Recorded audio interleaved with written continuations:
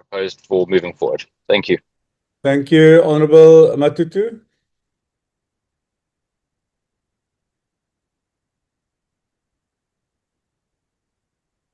Honourable Matutu, she's just fallen off. Colleagues, so Thank you, Chairperson. Thank you. Good morning, colleagues. Good morning, Chairperson. My device is freezing here. okay. I support Comrade Visa, also Comrade Kobe, as your suggestion as well, Chairperson. I'm raising that thing on that. Thank you very much. Thank you very much. Mr. Jenkins, your view on the process that we would like to follow, 14 days or 7 days, what is your recommendation to the committee? Chairperson, I would suggest that if we can afford 14 days, give them 14 days. I think the processes in the provinces will still then be playing out, and I think that's sufficient time, Honourable Chairperson. I think it's a correct decision. Thank you.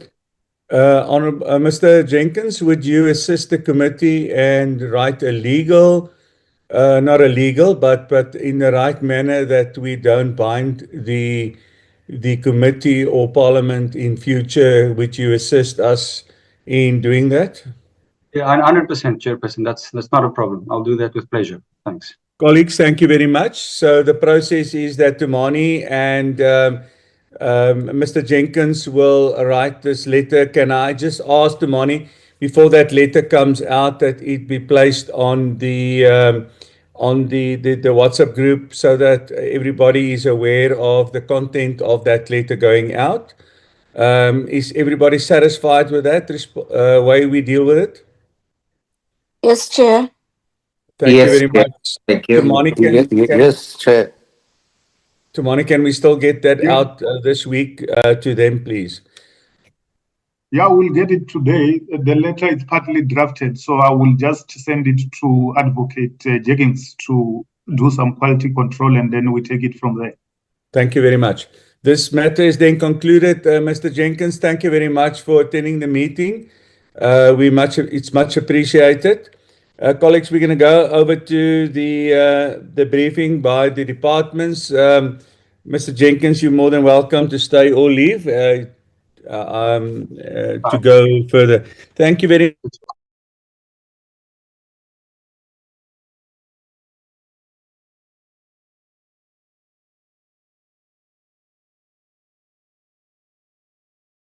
Who is leading the department or the two water boards in this instance? Thank you very much, Honourable Chair. Honourable Chair is myself. Okay, thank you very much, Minister. Welcome to the meeting this morning. We received a briefing of the department last week on the water board, so we would like to continue now with Lepelle. And I would appreciate your inputs, Minister, before we go to that presentation by Lepelle. Thank you very much, Honourable Chair, to honourable members of this portfolio committee. Thank you very much once more for the opportunity. To the boards, both Lepelle and Overbeck, the DG and the entire team, the parliamentary staff. Thank you very much as I greet you in this month that is called Water Month, whilst it is also coinciding with the Human Rights Month. As you all know, and we all agree that water is a basic right. Your timing of calling these water boards is more than welcome, because water boards are providing our municipalities and other entities or institutions with bulk water supply. I greet you, Chair and honourable members. We have just launched the Chair Water Sector Anti-Corruption Forum, because when we report about Lepelle, you'll see there that, as you know, that the projects have taken long because of the misappropriation of funds that happened years ago, 10, 20 years ago. So this anti-corruption forum will come very handy term, the Lepelle North was faced with some challenges in the year under review to persistent delays on crucial infrastructure. To assist the water board, the department has deployed additional support to strengthen, especially the procurement process, as well as oversight of all the projects that are in the pipeline in Limpopo. Furthermore, the Development Bank of Southern Africa has been appointed as an implementing agent for Olifantspoort Ebenezer Bulk Water Supply Scheme project.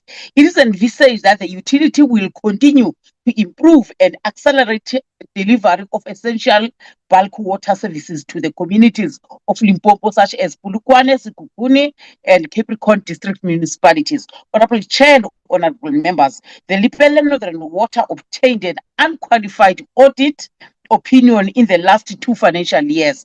Chair, because we have been in this committee for the longest time, you know that the situation was terrible in Lepelle. But the current board managed to turn things around. Over the past 3 years, there has been no irregular and fruitless expenditure in Lepelle. The overall organizational performance of Lepelle, Chair and honorable members, has improved from 79% in 2023-24 financial year to 90% in 2024-25 financial year. Chairperson, honorable members, on the Overberg water, the Overberg water was the only water board that achieved a clean audit for 2024-25 financial year. Notwithstanding this, the entity is experiencing some challenges, including aging infrastructure as well as revenue pressure due to customers shifting to alternative water source such as boreholes. You remember that Overberg is supplying mainly the farming community for irrigation, so they don't have many of municipalities that they are providing. To mitigate these challenges, the board is diversifying revenue streams, strengthening the partnership with municipalities. As I conclude, honorable members, honorable Chair, I was briefed about the concerns that you raised in your previous meeting with regard to the Val Central water and Machabeng. Chair, let me be on record that I've been following up on the 2 Val Central as well as Machabeng since January. I started meetings on the 4th of January. Last week we made a breakthrough wherein we agreed that Machabeng must go to their special council meeting and they must get a council resolution to sign the SLA, which they last signed in 2003. On Thursday, they got a council resolution to sign the SLA. The second achievement was that, as you know, that they've been paying only 12 million times 11 million. We said to them they can at least go to half of what the court instructed them to pay. So now they are going to pay, starting with the end of March, 30 million per month. The council also adopted that resolution. Be that as may, we are going to get into their books to check how genuine is their report when they say they less collect revenue. Then we think that on a monthly basis, when we do that, we'll be able to work together. Thank you very much, Chair. Both the Lepelle and Overberg are on the platform, led by their chairpersons as well as CE. I thank you very much, Honorable Chair and members. Thank you very much, Minister. My apology, I had received also an apology from Honorable Deputy Minister Matlobo. He is in a workshop on reforms in Kokta, so therefore he will also not attend today's meeting. If we maybe just note that apology as well. May I now ask the chairperson or the CEO of Lepelle to start? Honorable Reddy, I see you've got a hand up.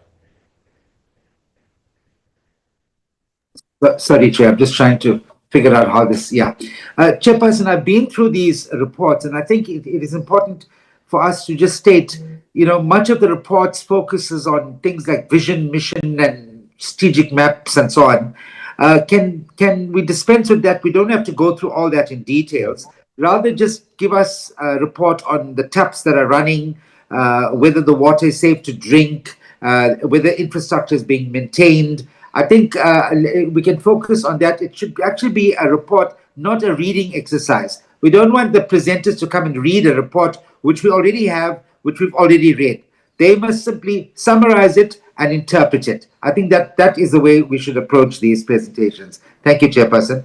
Thank you very much, Honourable Reddy. Yes, I would agree with Honourable Reddy. We don't want to see your mission vision. We all know that. We've been here for a long period of time. If you can go into the nitty-gritty of your annual report, and then we can save some times. I am going to afford you 15 minutes to do your presentation. As the honourable member has also indicated, we don't want you to read. We want you to focus on critical issues in your report, so that there is ample time for us to ask questions. Can we now continue with Lepelle? Thank you. Thank you very much. I will hand over to the CEO to present. Honorable Chairperson, greetings to you, honorable members and honorable minister, and all the staff. Let me hand over to the CEO, and then he will hand over even to the CFO. Thank you very much. Okay. Thank you, and good morning. Our presentation consists of two components. Good morning, honorable members. Good morning, Chair. Good morning, honorable minister, and all the representatives here this morning. Our presentation will consist of two components. The one is about the non-financial performance of Lepelle Northern Water, and then the other components that will be consisting of the financial performance of Lepelle Northern Water for the financial year 2024-2025. The two presenters are the head of our strategic and planning, that will be in terms of the non-financials, and the CFO who will be presenting on the financials. So we are just want to start with that. Over to you, Mr. Nokere. Thank you. Mike, apology for interrupting. Can I ask that when you do your presentation, that you switch on your camera, as this is recorded, and we want to see some faces, and put the name to the face, and the public would also like to see that. Thank you very much. Okay. Thank you, Chairperson. Sorry I have not introduced me formally to all the members. I'm Cornelius Reiters. I'm the CEO of Lepelle Northern Water, and as I've indicated, the presentation will be starting now. Thank you, Chairperson, for that request. Thank you. Okay. Thank you, Mr. Nokere. Okay. Thank you, CE. I will take the committee. Hello? And Hello? hello. Can you hear me? Yeah, fine. Honorable Reiters, Mr. Reiters, we can hear your colleague. Can you maybe just mute? Thank you. Thank you. Also the beach in the back is quite distracting there. The beach. Thanks. Okay. Okay. No. Sorry about that. Thank you, Chairperson. Let me quickly take you through the presentation as you have indicated. I think the slide here was here for quite some time. It might have been. Let's go to the next slide.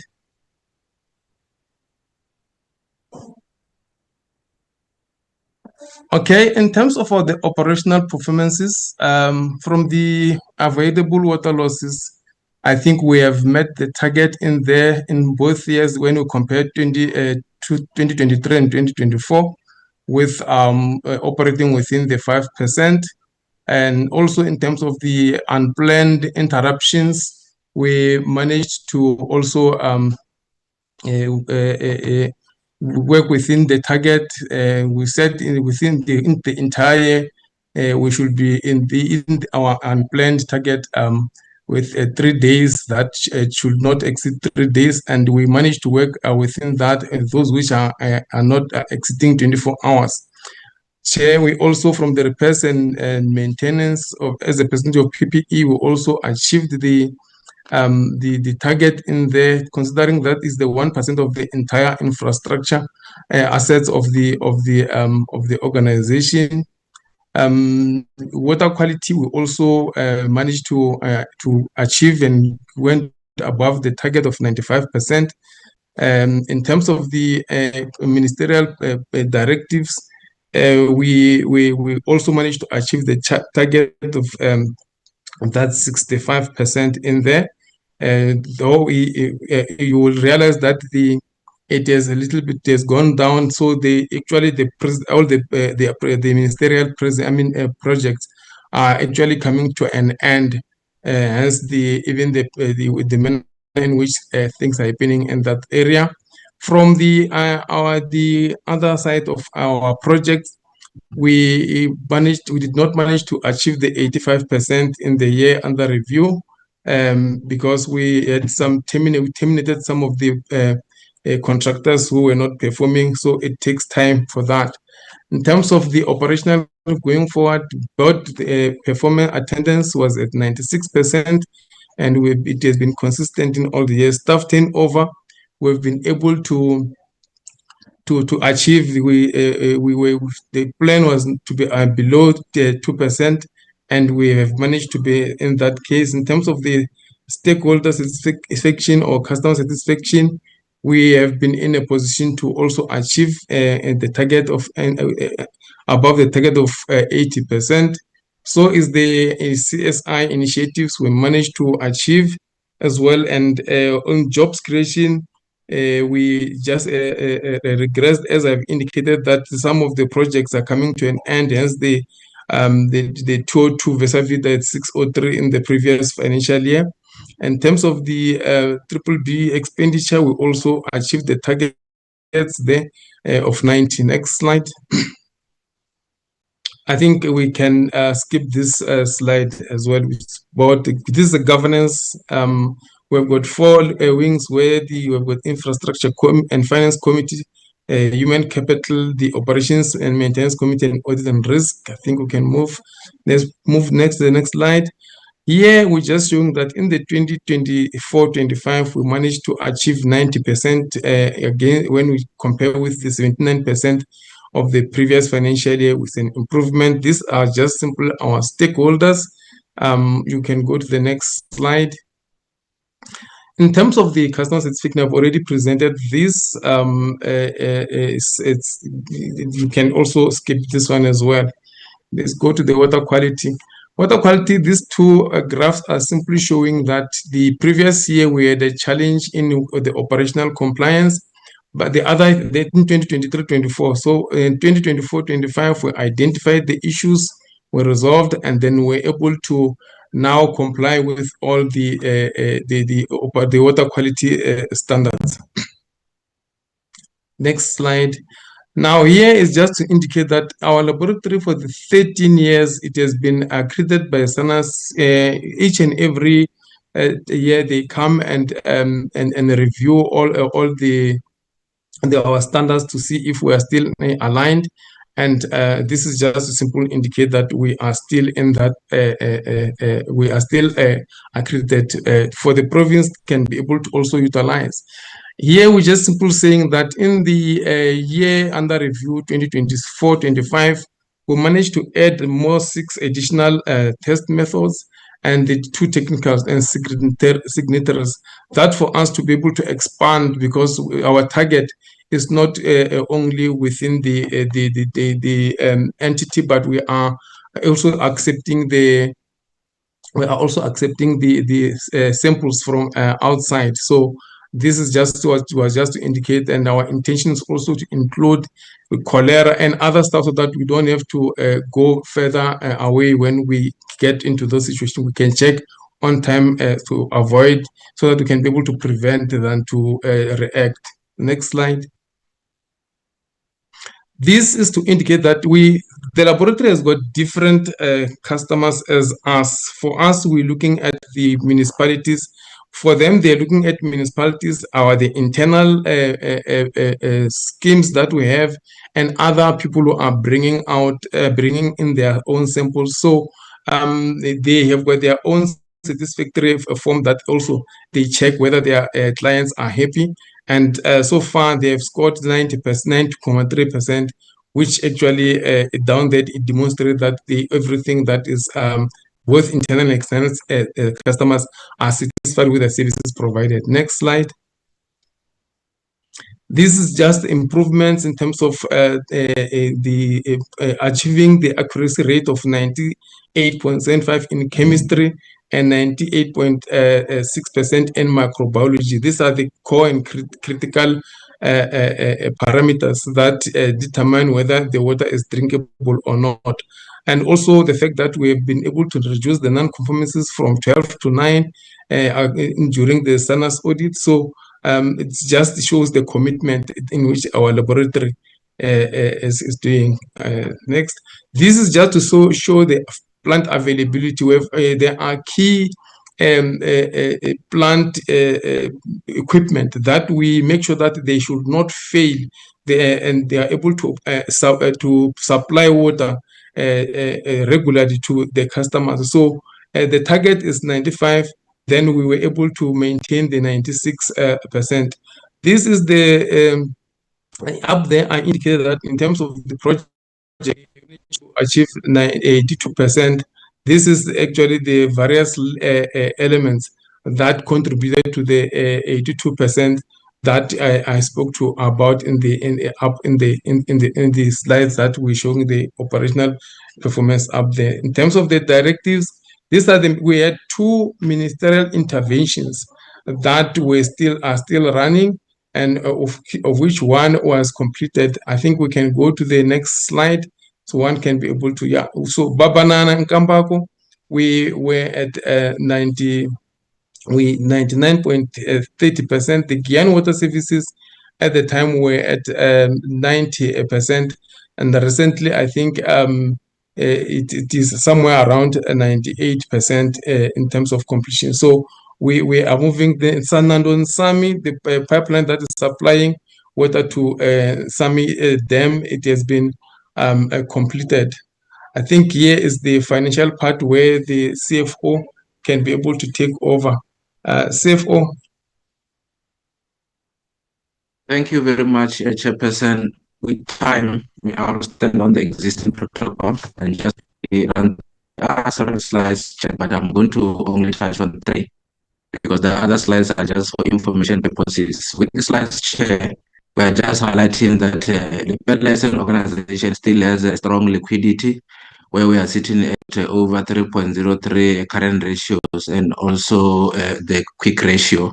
These 2 ratios are mainly drive and shows whether we can be in a position to meet our current obligations, and they're also above our benchmark. So we have seen a strong improvement in our financial health and also our operational stability, even though the municipal non-payment remain a huge concern, where we are seeing our debt book sitting at 1.3 billion, coming from 1.2. With that, Chair, we managed to improve our collection by 11%, where we have managed to collect over 1 billion within the period under reporting. This was enabled by the enforcement of our credit control policies, which we have escalated, including the measures like a restriction of supply and also intervention from National Treasury, and also the support from National Department of Water and Sanitation, and also the provincial leadership. Chair, on the next slide, if we can just go to the next slide. Here we are just summarizing overview of how financially we have performed. So the overall revenue, Chair, it has declined from 2 billion to 1.6 billion. This is mainly because we have received the last grant tranche from National Treasury on the BFI, which was less than the ones which we have received in the previous year. But if you look at the organic growth, Chair, we have grown as an organization where water sales have grown from 900 million to 1 billion within the period of reporting. Of concern, Chair, we have seen the operating surplus, which is below what we anticipated. And this mainly it's attributable to the issues of a high operating cost.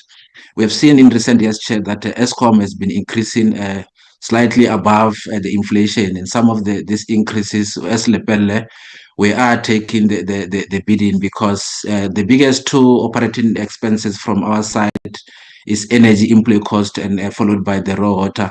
And all those increases, Chair, they came above inflation, where else our tariffs are just below the cost recovery line, which we are saying our tariffs are not cost reflective. But with that, decline in operating surplus is also impacted the gross profit margins, which are slightly lower than what we've reported in the corresponding year, and also the net profit margin, which is also slightly and didn't move that much. If we go to the next slide, Chair, here we are just indicating to say when we look at the issues of secondary activities, as already been presented earlier, that we are implementing projects on behalf of the department. So we make sure as the entity that those activities, they don't mainly impact on the main operation of our business. That's why we are reporting that we are doing well on that. So we gauge the percentage of secondary activities from the main businesses, and also the gross profit, as already indicated, just coming here just to present this slide in summary, and also the current ratios and the return on assets. We are utilizing our asset correctly, as we have seen the returns that are being enjoyed based on the historic investment.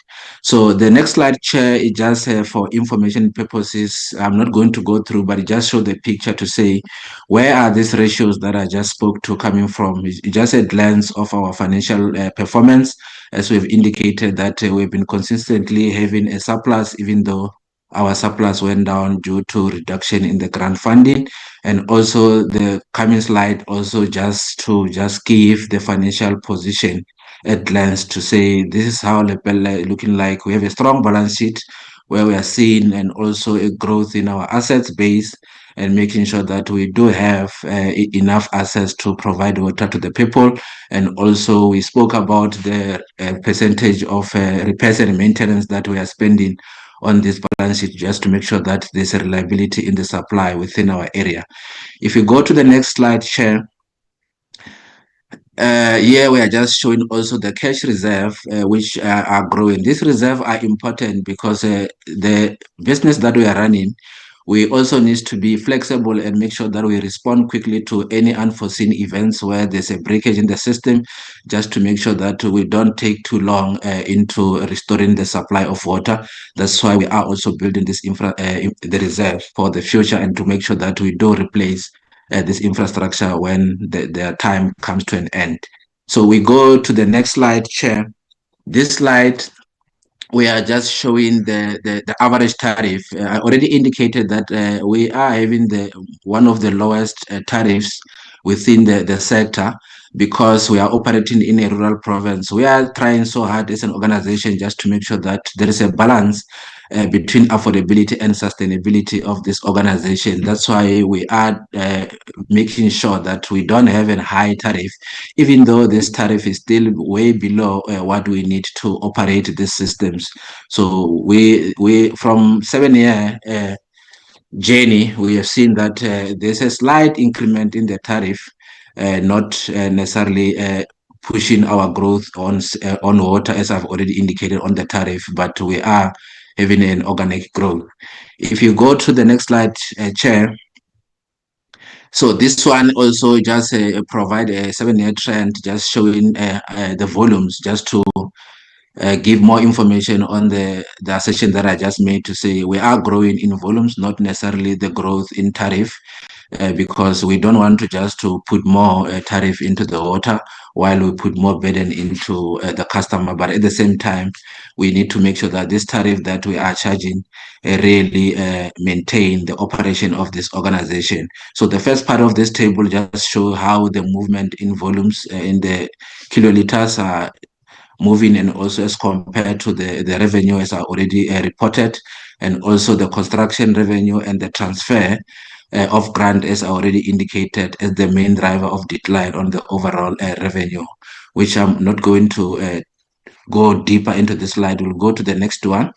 So the next one also just emphasize that we are pushing so hard as an organization to make sure that we have operational efficiency, to make sure that we don't push unnecessary costs to the consumers of our water, just to make sure that water remain affordable within our area of operation. We can go to the next slide, Chair. With this next slide, I think it's just a summary of overall ratios. Some of them we didn't emphasize, but just an indication of how we are performing overall. I'm not going to go through these detailed ratios as it already indicated by members that this information was received on time and they did go through them. So this one will just also show that we are committed to implement projects with the value of 174 million. This is the overall commitment that we have, which is likely going to be also funded by the cash reserve that I presented earlier. So if we go to the next slide here, we're just showing that there is not much movement into the contingencies. So I think we are still very far. If you look at the number of incidents or cases that we are handling didn't increase, remain the same. The slight movement, it was just because of a re-evaluation of those claims due to passage of time. If we can go to the next slide, Chair, here, I think also Honorable Minister has spoken to this to say we have seen an unqualified and audit outcome in the year under review, which is 2025. But if you look at the journey of 7 years, Chair, from 2019, we managed to maintain the unqualified audit opinion. But what needs to be noted is the decrease in the issues that have been raised by Auditor General. In 2019, we had around 88 findings that they were flagged, which needed to be addressed, but currently now we are sitting on only 30 issues. Shows that our commitment on clean audit and also to improve on operation governance and controls are really showing good results, hoping that in the next period we will come to this organization with a clean audit. If we go to this slide, we're just showing that we are not only reducing the audit finding, Chair, but we are making sure that the governance is clean. If you look at the past 2-3 years, we haven't had any fruitless irregular expenditure as an organization, and also zero findings on the supply chain management processes, which shows the commitment that this organization is having on governance issues and clean administration. If you go to the next slide, Chair, which if I'm not mistaken, is closer to the end. Chair, is the summary of implementation of the audit finding. We are just showing that of all those findings that we had, majority of them, they are already been implemented, over 90%, just to show the commitment that we are really working hard to make sure that there is a clean governance and make sure that we do deliver these water services to the people without any irregularities and corruption within the organization. So this next two slides just show different 2 years, but the delivery and the implementation of this finding are similar, sitting at around 90%. If you can go to the next slide, Chair, which is the second slide to the end, if my memory serves me well. So here is just a confirmation that we are doing very well. We also improve the governance within the internal audit, where within the auditor's report, AGF flagged that we are working very well with the internal audit. The property audits that we are doing also, assisting the organization in improving the governance. They really recommended us in implementing these issues. We thought we could share this to say this is not only the internal reflection that we are presenting here, and also the AGSA have commended the organization on the drive of having a clean administration and a good governance. So, Chair, this will be the end of my presentation. Thank you. Thank you. Thank you very much, Lepelle. Can we then go over to Uferberg? Minister, do you want to make to speak before Wifferberg makes their presentation? Thank you very much, Chair. Chair, when I was making overview, I included both Lepelle and Overberg. Thank you very much, Chair. Thank you very much, Minister Wifferberg. You are welcome to continue on the same basis that the previous one was dealt with, leaving out all the visions and missions and stick to the core business in your report. Thank you. Thank you. Good morning, Chairperson and the Portfolio Committee members, Honourable Minister, DG and DWS staff, as well as my fellow Chairperson and CEO. I'm going to hand over to Dr. Buthelezi, the CEO of Overberg Water Board, to give us a snapshot of what happened in our 24-25 financial year. Thank you. Thank you. May I continue? Thank you very much, Chairperson and portfolio members, Minister, DG, and the leadership of the sector with the Portfolio Committee. Our presentation would simply start from slide 4, please. What's going on? I think slide 4 is the emphasis is we have 3 waterworks or plants called schemes in Roosevelt West, which is Caledon, Roosevelt East, which is Swellendam, and Devenox, which is in Hesekoa. Please put on your camera for the Chairperson and the portfolio. Okay. Okay, we seem to have experienced some technicalities. We're calling in an IT person, Chair, to come in. Should I proceed while we are waiting for him to come? You can continue. That's fine. Understand. Okay, thank you very much, Chairperson. I think largely we are servicing this region, which is the Overberg region, which is predominantly an agricultural region, which makes us to be a unique water board in the sense that we are not only providing water to municipalities and its customers, but also to support and sustain the agricultural activities in our region. Next slide, please. In the sense that the importance of this is to ensure that water is delivered continuously. Our network is 1,450 kilometers, which is approximately the same size driving from Cape Town to Johannesburg. Hence, we are currently investing in automation to improve our efficiency and deal with current issues of water, non-revenue water, and know the things before they actually happen. Next slide, please.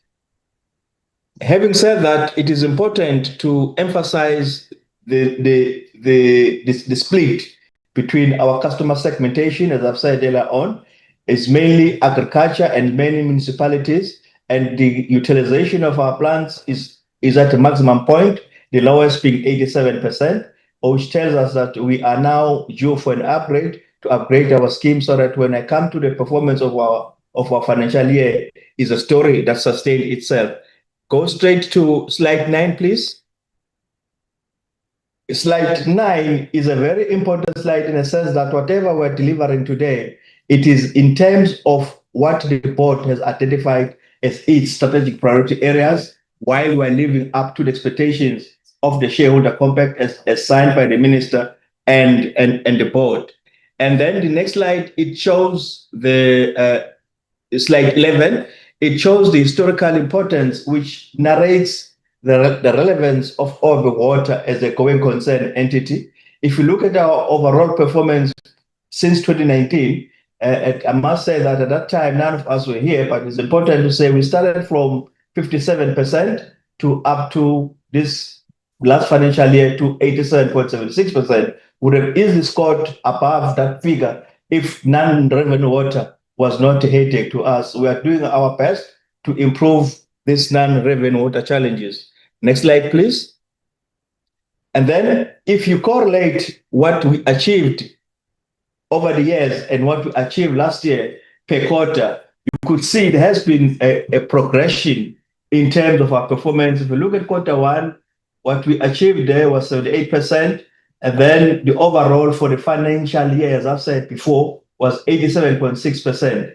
The consistency of performance is largely drawn back by our non-revenue water that we are aggressively addressing. If we can improve on non-revenue water, I think we'll easily be sitting above 93 or 94%, which we aim to sit above that, but we are doing all what we could to improve better. If you go to the next slide, it also shows the split and a comparison between the previous year, which was 23-24 and 23-24 and 24-25. You could see clearly that the non-performance at 23-24 was 20%, and then in the last financial year it was 12.24%. So we are still working very, very hard to shoot up. Again, the emphasis is if we can address our non-revenue water, which is largely due to our aging infrastructure, asbestos pipelines, and we would go a long way. If you look at the organizational efficiency, which is the water provision, we also coming from a very low base up to what we achieved last year, which is we are at sitting 88%, which means the water supply that we provide to our customers is reliable. It meets all the SAN standards, and also our turnaround time has improved compared to other previous years. Next slide, please. It is also important that why there has been such a drastic and steady improvement is because from a governance point of view, we have been obtaining since 2017-18 unqualified audit opinions, as well as two, what they call it, still unqualified audit opinions without any internal findings, which the first one was 2021 and the second one was last year, as part of improving our internal controls. But for us, it is good to improve our internal controls. At the same time, we want to ensure that water delivery is not disrupted, because to us, water is not simply a liquid that we provide, it's also the economy. It sustains agriculture, it sustains job creation, it also sustains the foreign currency that's so required by South African life. If you look at our financial expenditure, you'll see our revenue. You also see that in terms of our revenue, the revenue from exchange transactions was 100 million, and then that 33 million is the money that we receive from DWS to improve our situation insofar as the infrastructure is concerned. And then we managed to shift from a net deficit to a surplus of 26.7 million rand. That is partly due to the financial injection, but also due to the projects that we acquired. We are currently servicing all prisons outside the municipal grid under the Department of Correctional Services, but also the other projects that we were doing to augment our financial sources. Next slide, please. If you look at this financial statement, it also confirms the story that I was telling. And then you look at our assets. The assets also shows that we are indeed a healthy and a growing concerned entity. Next slide, please. I think this one, it provides a more detailed overview of what happened over the years, and also shows how much water we have we've sold, what were our gross profit percentage over the years, and also our cost in general. Next slide, please. The point that I want to focus on here would be the financial risk indicators. If you look at our current ratio in the prior year was 1.84 million. So 1.84, not million, 1.84. And then in the last year, it was 2.54, which means we are indeed able to service all our debt at a very short space of time. And then it shows that there has been an aggressive improvement, not only in terms of internal control, but also in terms of improving our revenue as an entity. There's nothing on the debt equity ratio because we don't have any ratio. We don't have any debt so far. And all what we are doing, we're doing our best to run this entity. In terms of the collection period increased from those dates. Sorry, I can't see now. It increased from 109 to 115. It is due to our creditors, mainly the Department of Public Works, which takes a bit of time to service our debts, but we are doing our best. Insofar as creditors' days are concerned, it also increased from 45 to 59 days. This is historical debt mainly from the AGSA. We owe them 5 million because we could not pay the money at that time when we had some financial constraints, but we are going to resolve it as a matter of arrangement between ourselves and the AG. When you look at our audit action plan, the findings from the AGSA were not really so many. They're more kind of internal controls findings. There were 10 FS disclosures that we had to address. And also the internal controls were 18, and performance information, there was only one. It was more like on the weighting itself. Without going to details, this is the spread of our findings. They're mainly on SCM presentation, not in terms of the process and procedures.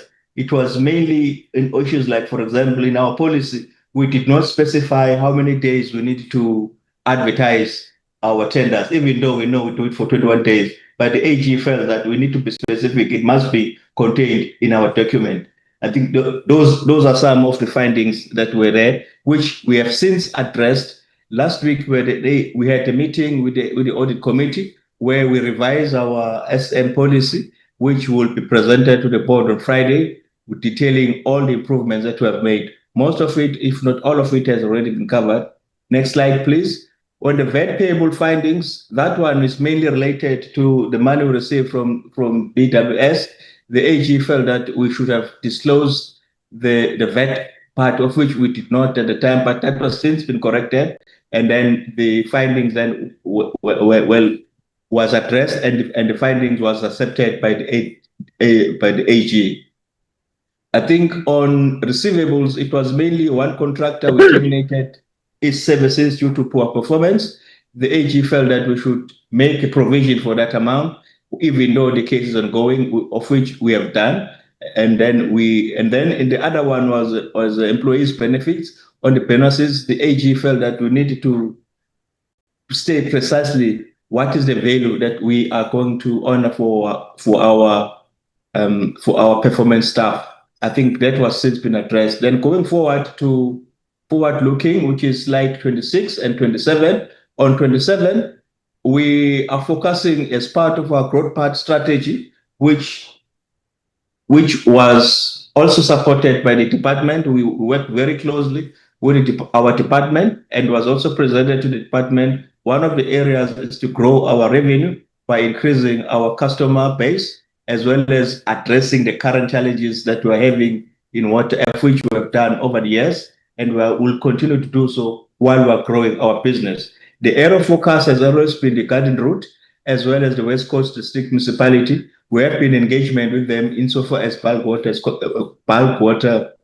supply services concerned. There has been positive responses from the both municipalities, other than currently assisting Gneisner and Caneland in addressing their current water challenges. So we want to grow so that we can improve our financial resources, and also we can continuously provide the very same good water quality that we're servicing our customers.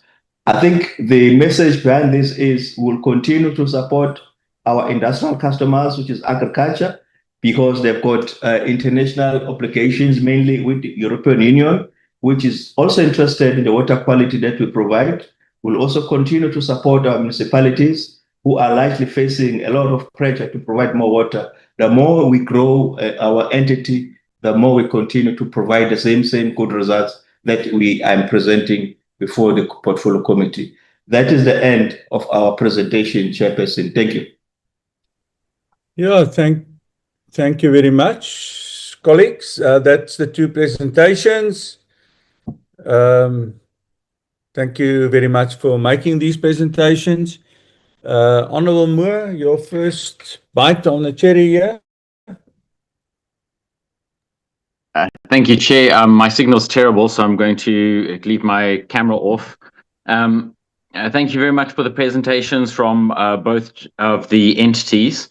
I'd like to just first ask some clarity questions. We were led to believe that the decrease in surplus for Lepelle Northern Water was because of tariff increases or challenges. But when I look at the report, it very much appears to have a massive decrease in revenue, over 300 million. And it would appear that the decrease in surplus very much, at least from the presentation, rather than what was said in the presentation, appears to be because of a significant decrease in revenue. I'd appreciate clarity on that. I'd also like to ask from Lepelle Northern Water, I see there's been a sizable staff increase. I want to see, we went from employee numbers from 412 to 493. If we can get some indication of, are these operational posts, project linked posts, administrative growth? It's obviously a material, it's almost a 20% growth in your staff numbers over the course of a single financial year. And especially considering the slipping of revenue numbers, we're clearly not seeing a administrative or a productivity improvement in relation to the significant staffing increase. So if I could just get an understanding of that. Then, Chair, with regards to Overberg, I'm concerned, I just need some clarity on Overberg's financial statements. On face value, it looks good and it looks like they're moving in the right direction. I am concerned around concerns on your billing, your governance, your IT controls, etc., the infrastructure risk. But I'd like to get some clarity just in terms of let me open this presentation so I'm talking about the right thing. That's not the right one. This one. Your revenue from non-exchange transactions, can I just confirm? So that's a grant, or can I get an understanding of the 33 million that you received as revenue from non-exchange transactions, exactly what that is? So I can comment rather than me. I mean, I have an idea what it is, but I'd like you to tell me on the meeting so then I can make the comment. Thank you, Chair. Thank you very much. Lepelle, or let's first go to the Minister. No, thank you very much, Chair. The board will respond to questions. Thank you. Lepelle?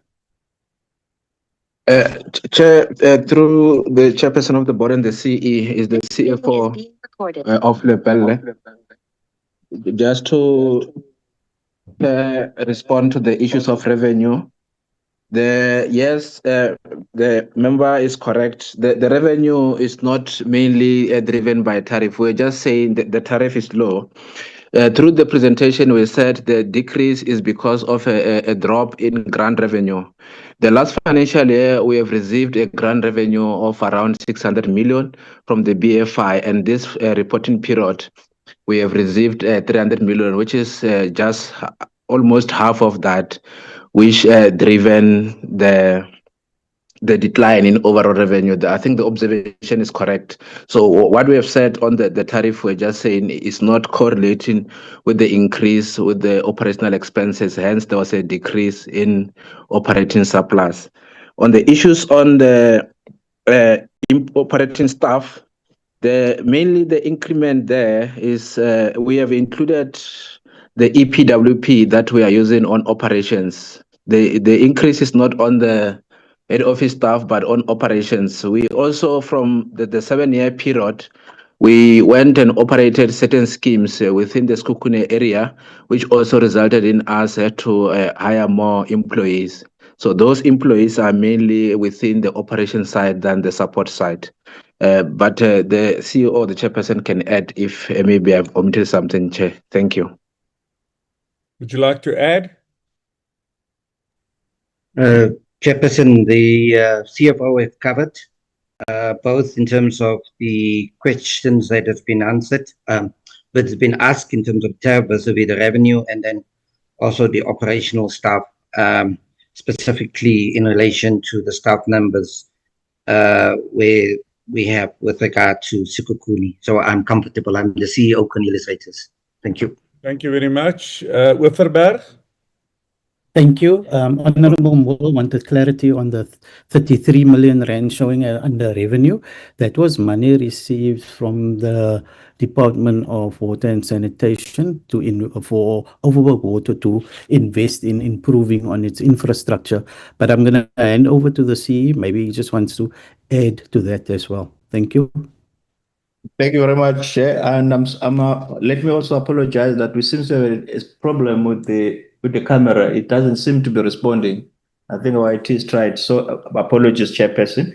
In relation to the question, I want to emphasize to the point that the Chairperson has just said, our Chairperson, yes, it was the amount of money that we received from TWS, but it's now the amount of money minus the VAT that we are supposed to pay. I think it was 38 million in total, then minus the VAT that went to SARS that we were informed by the AG that we need to disclose. That's the grant. And I must also say that that is the reason why we went out to secure additional projects from correctional services so that we diversify our revenue. But also we are currently looking into a number of implementing agent agreement with various municipalities to diversify our revenue in addition to what we generate from the sales of water. In relation to the IT risk, yes, those risks were identified by AG. However, they have already been identified by our internal auditors. The reason is they are historical in the sense that Water over the years has been outsourcing the IT functions. Then based on the outsourcing, we realized that it's now the right time, due to our financial muscles, it's now the right time to insource these services so that we focus on improvement. And most of the systems are now in place. And then we are in a better position to address most of it. And our internal auditors is also assisting us. And besides our internal auditors, there have been policies that were developed and improved systems in place. Thank you, Chairperson. Thank you very much. Honorable Moore, that was the responses. Thank you, Chair. Yeah, so it's very much aligned with what I was concerned about. Fiscally, then, without grants, Overberg isn't sustainable via the numbers that we've heard about. It's moving in the right direction, and I'm very pleased to see that. I remember being very concerned in the annual report last year, and I'm glad to see things are tightening up. But as yet, it is not yet a sustainable water board, and we're all aware that there also needs to be significant investment into their infrastructure to catch up with the growing needs on that side. With regards to Lepelle as well, I mean, when you take out the grants, again, it's a lot tighter margin. And I think from my side, obviously, I'm still very pleased to see that it is generating, but my concern is the growing non-revenue water. I know we talk about this with every entity, but on paper, when you see a chunky surplus for the year of 441 million, that sounds great. But when you strip out the grants, it gets tighter, and you realize how important that non-revenue water from municipalities is. And I do think on both of these entities, colleagues, we mustn't lose track of the effect that this is happening with regards to these entities. And Minister, I know you're fighting very hard on the issue of non-revenue water in municipalities, but we just have to keep noticing how it affects these water boards, because it is still a very present threat. Thank you, Chairperson. Thank you very much. Honorable Reddy. Thank you, Chairperson. And thank you to the presenters for that presentation. You know, if someone who did not know the reality on the ground were listening to these presentations today, they'd probably walk away thinking that everything in South Africa's water sector is working perfectly. In fact, I would like the next time we're having these presentations and annual reports, we do it in the communities where they supply water. We have heard about strategic frameworks, we heard about growing revenue, we heard about clean audit outcomes, governance models and targets being achieved. On paper, it all sounds brilliant. But Chair, the reality outside this committee room, it tells a completely different story. Across the country, millions of South Africans are living through what can only be described as a man-made water crisis. Communities are protesting. Water tankers have become a permanent fixture in communities across the land, especially in communities served by these two water boards. And in many areas, people have simply given up hope of water ever coming through their taps. Let's look at Lepelle water. When we speak about Lepelle, we cannot ignore its history. This water board has previously been associated with serious governance failures, corruption, investigations, and collapse projects, particularly the Guyani water project, where hundreds of millions were spent while communities still waited for water. So when Lepelle reports positive performance indicators to this committee and to the nation, the real question is not simply whether targets were met. The real question is whether the governance failures that led to those disasters have truly been fixed. Because the people of Guyani did not drink the millions that were spent. They drank simply promises. And I would like the Lepelle Water Board to tell us what they've done to ensure that this is not a repeat. And are the people of Guyani today getting water? With Overberg, Chairperson, this presentation also raises concerns. Some treatment plants are operating at a very high utilization level. It's almost close to their limits. And running critical infrastructure at near full capacity without clear expansion planning is a serious risk, particularly in a country already facing growing water insecurity. What is the bigger problem? The real crisis we are seeing across South Africa is the collapse of municipal water delivery. Water boards may supply bulk water efficiently, but if municipalities cannot maintain pipes and infrastructure, citizens still receive nothing. To the ordinary South African, the distinction between water affairs, COCTA, and municipalities means absolutely nothing. If the tap is dry, the system has failed. So my question to the department is this. Given the ongoing collapse of municipal water infrastructure, what concrete interventions are being implemented under Section 63 of the Water Services Act to ensure that where municipalities fail, national government can step in to guarantee that water actually reaches the households? You know, Chairperson, to conclude, South Africans are not interested in PowerPoint success stories. They are interested in water coming out of the taps. And I know that some of you will argue, but this is a COCTA problem. In the mind of the citizen, of the resident that's not getting the water through the taps, government includes national government, provincial government, and of course municipalities. I just want to hear from the CEOs or the chairpersons of these two boards, what is the livid reality of citizens in those areas? If we are to come to Machabeng tomorrow and speak to residents in Machabeng, what story will they tell us? Thank you, Chairperson. Thank you, Minister. There was a question directed to you. Okay, thank you very much, Chair. Thank you, Honorable Reddy. Chair, the reality is what Honorable Reddy said in the last two sentences. The water value chain, unfortunately, does not give us the final delivery of water. The citizens across the country, when you meet them, Honorable Reddy, they will say exactly what you are saying. They will say the taps are dry, but our mandate is to give bulk water supply. Yes, we might have some challenges here and there where the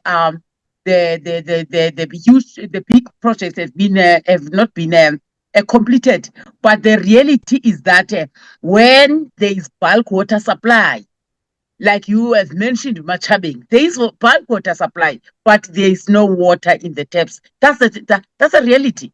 That is what is happening in the country. Hence, the president said water is a crisis.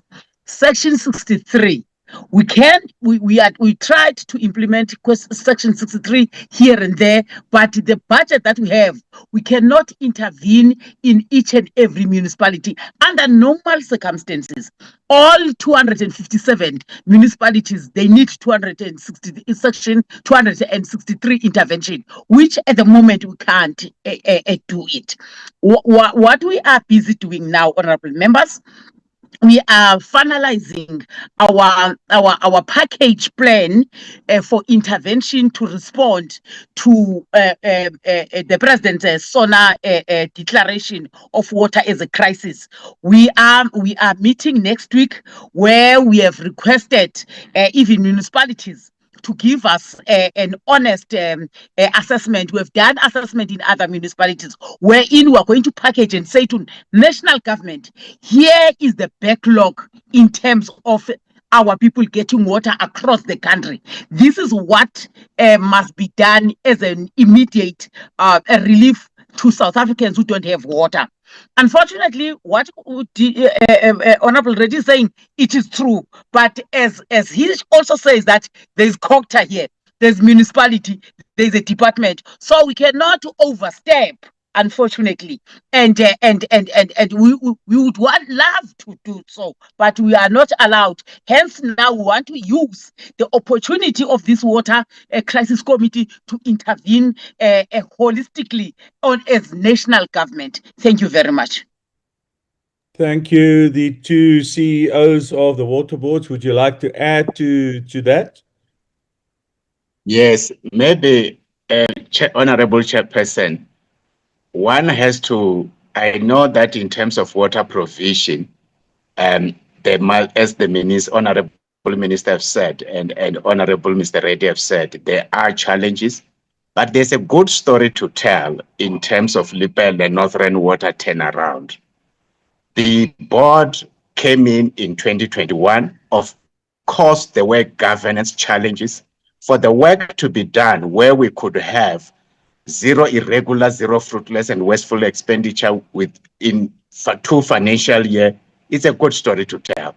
To finish a Nandoni-Ntsami pipeline, to have the bulk water, Giyani Water Services sitting currently, Chairperson, at 97%, it's a good story. It's a turnaround that we do need to talk about. To implement Ebenezer Oliphant's upgrade to where it is, and even the financial improvement that we have just indicated, Chairperson, maybe just to highlight, to find an institution with cash and cash equivalents of 121 million only to currently sitting at 1.2 billion, it is a good story. And this is because of this cabinet appointing, I think, competent board members, and mainly women. Out of 11, 6 are women who have assisted to be where we are, and the competent executive that we have. I think we've got a good story to tell, and it should turn, working together with municipalities, it should turn into positive. But I think overall, we have put governance systems, probity audit to the level that AG had to write and say, can the other boards even learn from what Lepelle is doing? To have no finding on supply chain management at Lepelle Northern Water, I think it was a dream, but we have managed to be where we are today. But there is still a room for improvement. We are operating in a developing area, but overall, I think Chairperson and Honorable Minister and Mr. Reddy, we should tell stories, we should need to improve, but I think working together, we should be able to win. Thank you. Yeah, but the question was not whether you are performing. The question is, what would the residents say on your water delivery? That was the question. Can you respond to that? On that one, Chairperson, is that we are the bulk water service provider. We give water to the Water Service Authority. On that end, we are pumping from our schemes, from Ebenezer, from Oliphants, from Nandoni schemes. all our schemes are pumping. But in terms of residents, as the Honorable Minister has said, Honorable Chairperson, it then goes to Water Service Authority. But on our side, where there are challenges, we do communicate with Water Service authorities to ensure that we work together. But overall, as it has been shown, even with a stakeholder survey, there is a huge improvement. Of course, the reality is what the minister have said and have emphasized and confirmed what Honorable Mr. Reddy have said. Thank you, Weferberg. Thank you very much, Chairperson. I think in relation to the question of what the residents will say on water delivery, I think I'll deal with it in two parts because our customers are in two parts. There is one segment which is municipalities, and there's one segment which is reticulation, where we reticulate water directly to each and every farmer. The total number is about 800, just over 800. Insofar as municipalities are concerned, they will tell this committee that indeed Overwater does provide water. Overwater does give us good quality water that meets the requirements. When there are issues of challenges, Overwater would communicate timelessly. We have communication mechanisms between ourselves and the municipalities where we notify each other if there are challenges. For example, if we deliver more than what TWK requires, they will tell us, then we will reduce our water delivery. If there's some work that needs to be done, we'll say so. The main challenge is mainly on the farmers' deliver water, which is due to the distances that this water travels, but also which is due to a collective responsibility. It's mainly on those high-lying areas customers, mainly in summer. During summer months, we experience challenges with water deliveries to those high-lying area farmers. What they normally do as well, which are responsible, they will remove the orifice.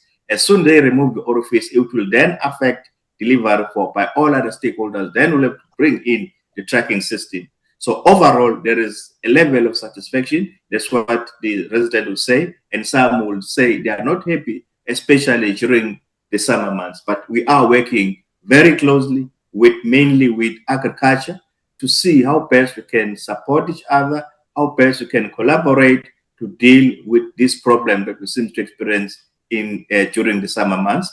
Insofar as water delivery, we've got also a target date that our water interruptions should not exceed 6 days. It was only the last quarter only where it goes beyond 8 days. But other than that, there is a satisfactory delivery to municipalities. What we need to address is mainly reticulation to the farming communities. Thank you, Chairperson. Thank you very much. You also sidestepped. I'll come to you now. The real question, your direct suppliers out of 10, how much would they score your water board? And I don't want to know what the municipality says. I want to know what the community says about about water in the area. I don't say it's your fault.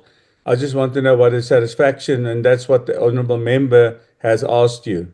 So can you tell us on the direct supply, what out of 10 do you think the farmers would score you? 5 or 6 or 7? Well, I would think probably will give us a 7. Reason being, out of 800 farmers, there are only 4 farmers who are complaining about water delivery in summer, and those are mainly from the one area, which is in the Caledon area. In high-lying areas, it's only one line is the west line, and then others are intermittent. But we do deliver water to them. Thank you, Chair. Okay, so you have this. I must also say, sorry, Chair, just allow me to finish off. We have decided to come up with a customer satisfaction survey that will give us a more factual, a more empirical evidence. What is the level of satisfaction? We would be distributing to each and every customer from this year, and we will then be in a better position to answer your question appropriately. At the moment, it's just my gut feeling, which will be collaborated by the factual evidence on the ground. Thank you, Chair. So you have identified there's 4 farmers that's got a problem because they're high-lying area. How do you address that? Or how are you going to address that? One way of addressing it is to have regular communication with the customers, especially during the summer months, where the chairperson of the board and the chairperson of the operations committee and myself, we go out and meet with them.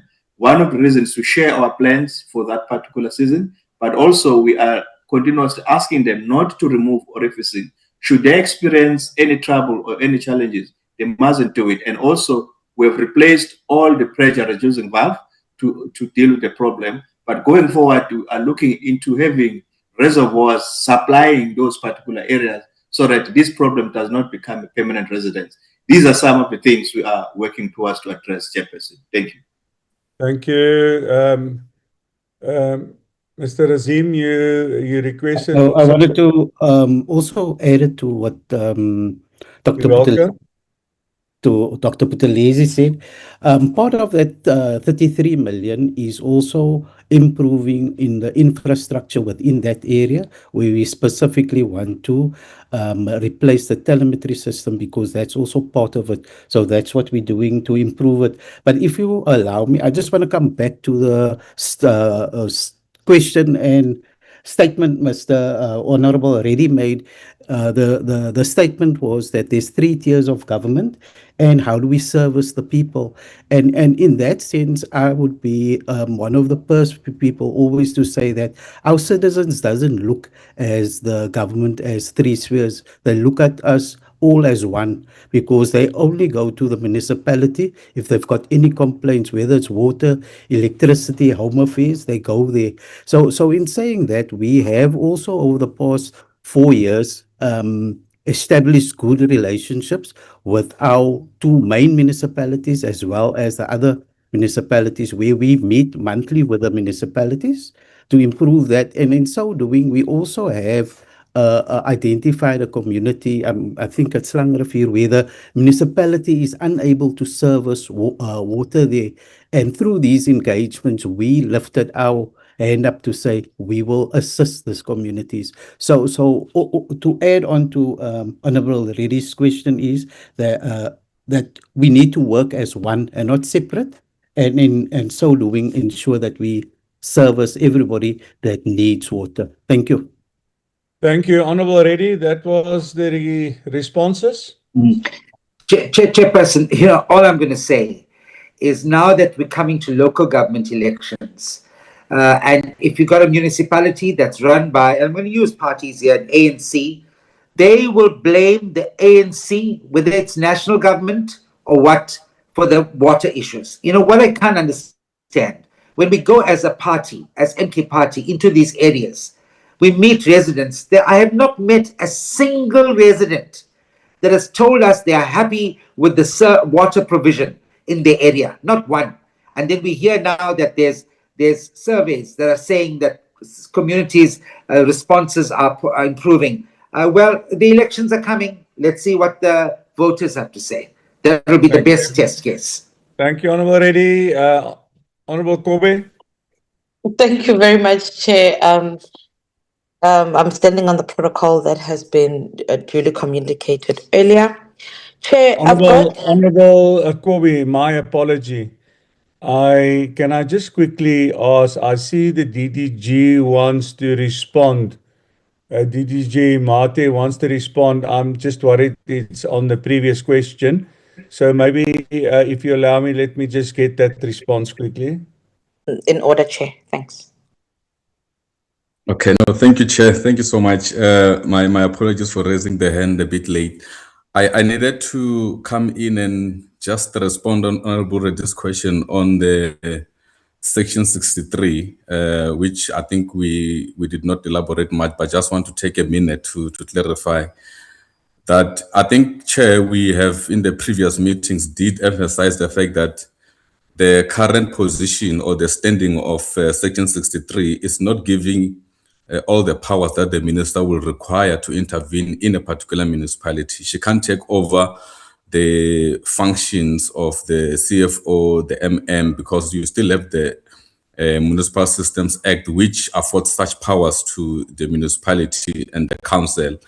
But where we have implemented what we call a partial Section 63, we might not be fully convinced with the output on the ground, but we do have, Honorable Chair, Section 63, you know, the evidence in Mfuleni, in which we managed to convert it to an SPV with rainwater. But the few that are currently in place now, which is still work in progress, is Machabeng, the famous one. And we know that we have challenges there, but we cannot deny the fact, Honorable Chair, that there's a huge investment that the department has put, which government has put in there. We have another Section 63 in the district, which at the moment has actually brought huge relief in that space with quite a lot of projects. We are also doing some cross-boundary schemes between Zululand and as part of Section 63 to intervene in those areas. Not that the problems are gone in the local state, but we do emphasize the point that there are interventions. There's a partial one, Chair, the last one, which we are looking at in Utukela district, but of course it's still more on the preparatory stage. We are looking at the best option to implement. So in a nutshell, Section 63, we do implement it partially, but as we all know, Chair, that you can't have it alone. You need Section 139 to be in place before you can basically implement Section 63. But where we are intervening and implementing it, there are some stories and good success stories that can be recorded. I thought I should just come to clarify that point from Honorable Reddy. Thank you, Chair. Thank you, Minister. Thank you, Honorable Reddy. That was an addition. Are you satisfied?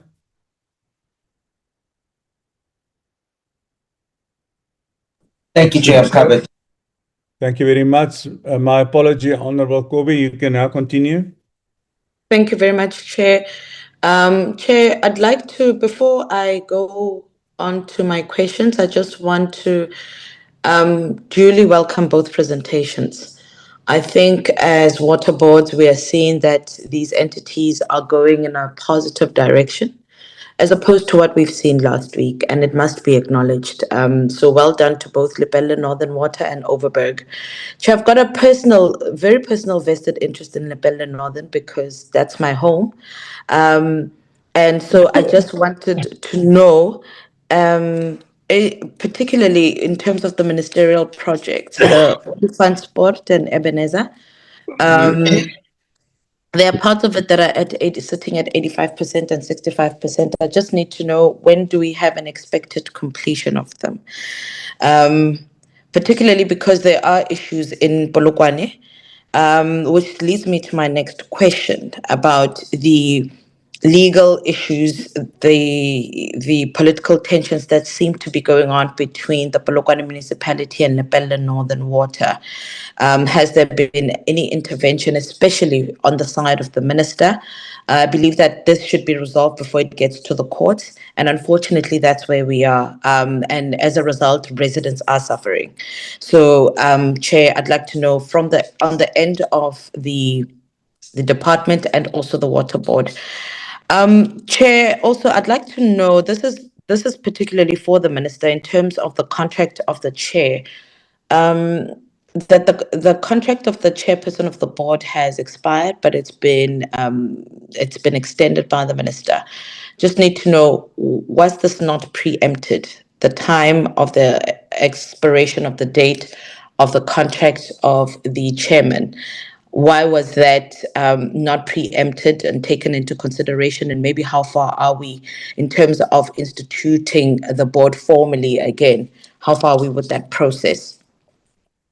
Chair, in terms of the ministerial projects, Chair, I was glad to hear the minister talk about how they need to take on a much more coordinated approach, because, Chair, I believe that a lot of the bulk water projects that are done by the department, the reason why people are not happy, for example, the Nando Ninsami bulk water project, it's completed, but we still have communities that don't have reticulation.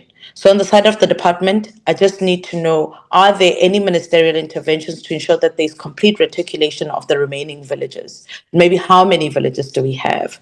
We understand that municipalities might not have the given capacity to ensure that there's sufficient reticulation within the given villages. But we need the department to then intervene and ensure that they supply and reticulation within those villages.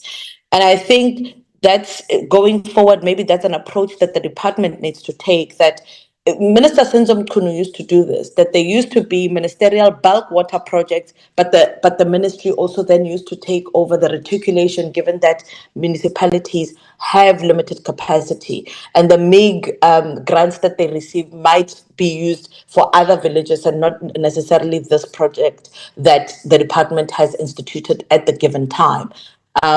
And I'm saying this because I'm foreseeing the Mutete Maskororo also going to have this challenge, because they've got a bulk water project there that's being implemented, but the villages, there's no reticulation. So we are going to have water that's there in reservoirs, which is a great project, which is a tick for the department. But in terms of reticulation, it seems as though there isn't forward thinking and coordination between the municipalities and national government with the bulk water projects, and how these must then find expression within communities. So I'm a little bit worried about that, but I think hearing the minister talk about how in this current committee task team that they are considering that, I think as a portfolio committee, we need to ensure that every time there's a bulk water project, and that the department is going to take on, that there is a thought process in terms of how reticulation is then going to happen, and if municipalities are then capacitated.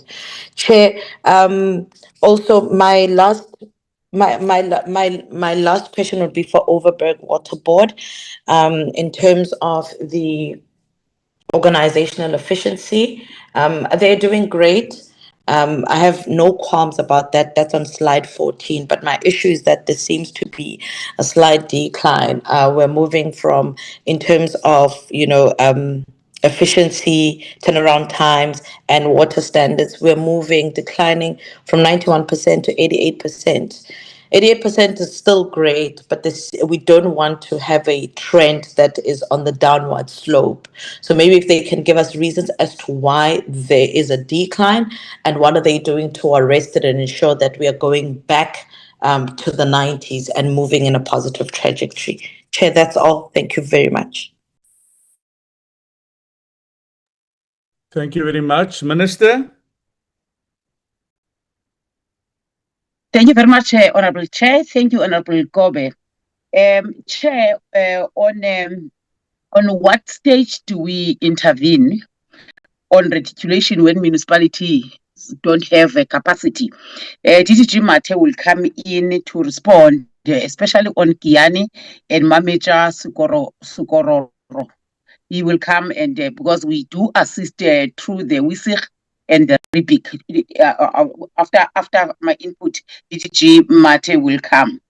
In terms of the perceived tensions between Polokwane municipality and Lepelle, for the past 2 weeks, we already had 3 meetings between ourselves as DWS Lepelle, as well as the MEC for Kota and the Premier for Limpopo. Hence, in her State of the Provincial Address, she said we have intervened on Polokwane. It was just the question of lack of communication between Lepelle and the municipality. So we established a task team that tomorrow will be through DM Mashobo that have mandated to go to Limpopo. Tomorrow will be unveiling on our clear plan on how to deal with the issues that are there. But so far, we have agreed we are on the same page. It was just the misunderstanding between the Polokwane municipality and Lepelle, and we have resolved that. Hence, we'll have a weekly technical team that will meet, and a monthly political meeting where they will be reporting to us on how are they attending to the issues. On the matter of the board, I've not only extended for the chair, the entire board was extended to allow the recruitment process to unfold. All that is done now. What I'm waiting for is to take the memo to cabinet for approval of the appointment of a new board. So it was not only the chair, but it was the entire board. Allow me then, chair, to you to request DDG Mate to come in and clarify on the Giani and the Socorro. Thank you. Thank you. Thank you, Minister. Thank you, Chair. The first part it's on the Nandoni Nsame project, which links to the Giani water services, and I think we are always at pain to constantly at least remind to actually structured to intervene in Giani. And every time we mention Giani, I think people tend to put everything in the same basket. However, as the Honorable Kobe has indicated, the Nandoni Nsame bulk line, I think Chair touched on that, Chair of Lepelle. That project is completed. We're able to bring roughly on average 15 megaliters a day as and when required to augment the supply in Giani. This water goes to the treatment works, which the department, together with Mopane, has actually optimized.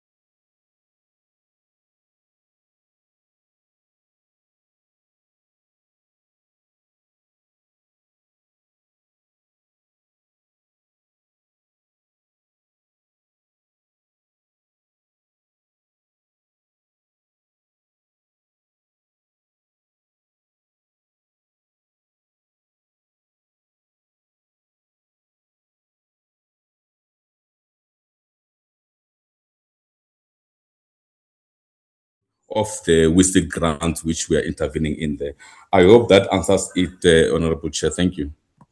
Thank you, DDG. May I request that you supply us with timelines in writing within the next 14 days, please? Not a chair. We'll definitely do it through the minister. Thank you. Thank you very much. Honorable Kobe, are you satisfied? Happiness, Chair. Thank you. Thank you very much. Honorable Dlelanga.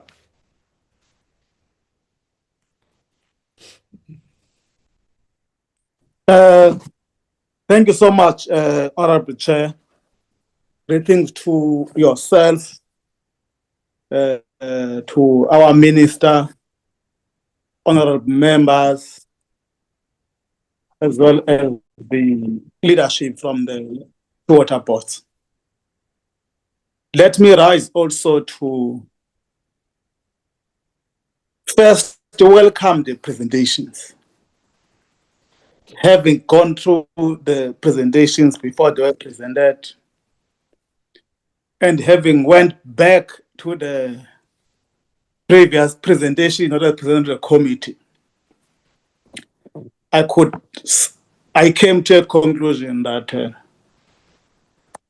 this is a work in progress, and there are areas where we see some improvements, and that must be appreciated, Chair. It's only two questions. The first question goes to both presentations. Given that the major problem that faces all the entities is the question of the non-revenue water,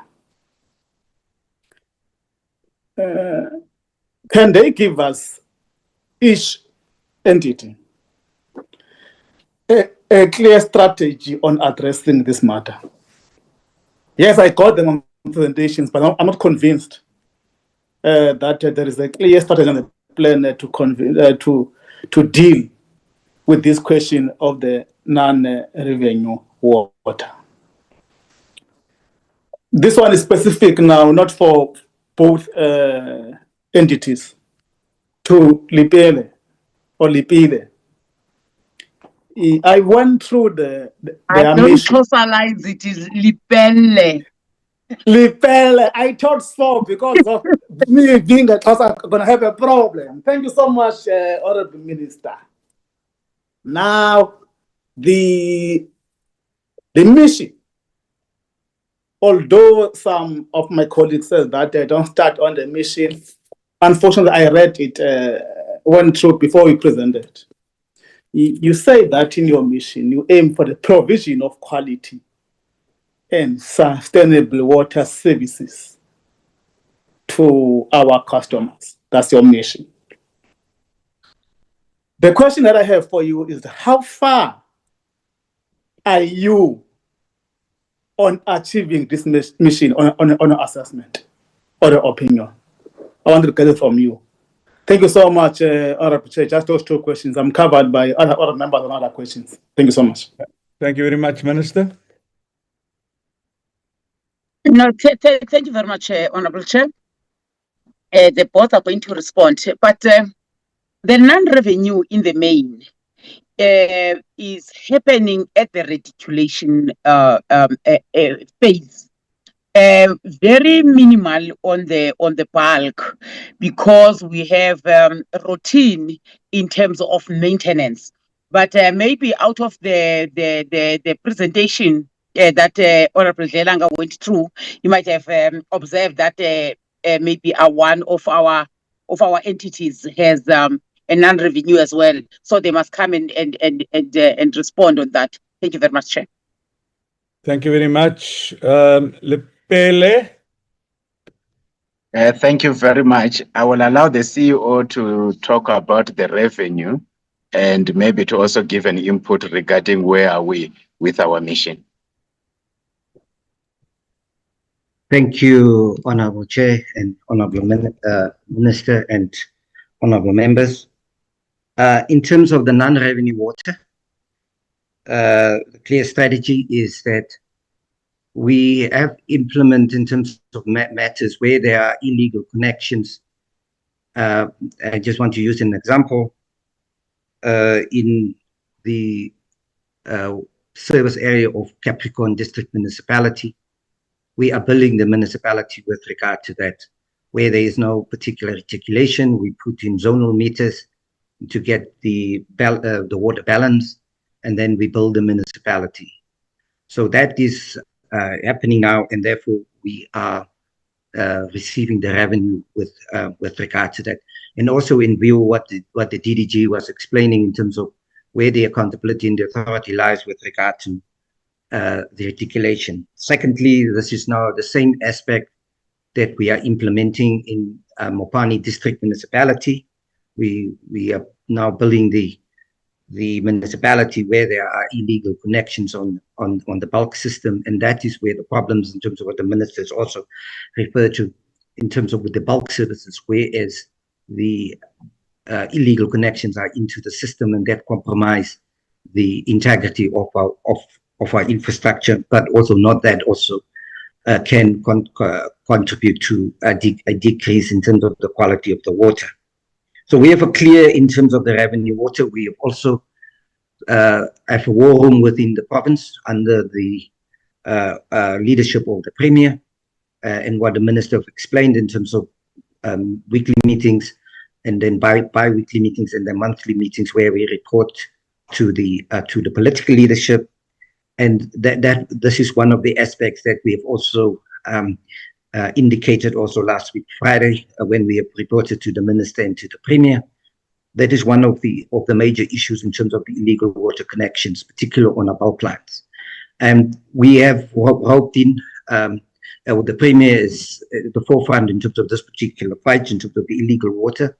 We have also in terms of, we have what we call a joint operations committee with the South African Police Services and also the State Security, where these particular matters, not only water infrastructure, but all the critical infrastructure in the province are being dealt with to make sure that we protect this particular infrastructure. And then also the fact that the issues of illegal connections that we have were removed. But we must understand also, Chair and members of the Portfolio Committee, as soon as we remove these particular illegal connections, then the next day they are back. And also we need to be in terms of where we do patrols, we do the repairs of our system because of this particular illegal connections, and also there's a direct tampering of the infrastructure, particularly our valves. And these are really highly, we can say, qualified people that do these particular illegal connections. And this is what the interventions that what we have. And in terms of going forward, this is one of the plans that we're working on, that we have in terms of what we call the stabilization plan that we're going to present, and how we are addressing these issues in terms of the illegal connections to make sure that our systems are functioning. We must understand, as the water in terms of the value chain moves, where you take off the illegal connections, then the people at the end of the value chain don't receive the water. And that is where the complaints or the concerns are from the residents. And with regard to these particular matters. The second question in terms of the vision or the mission of the organization, we are providing in terms of sustainable quality water, and that has been demonstrated in the presentation this morning in terms of the volumes and in terms of the quality. We have to, we are providing on a daily basis plus minus 500 megaliters of water to the residents in the various districts within district municipalities within Limpopo province. And also the fact that we provide the quality water as prescribed, and in terms of the compliance of SANS 241.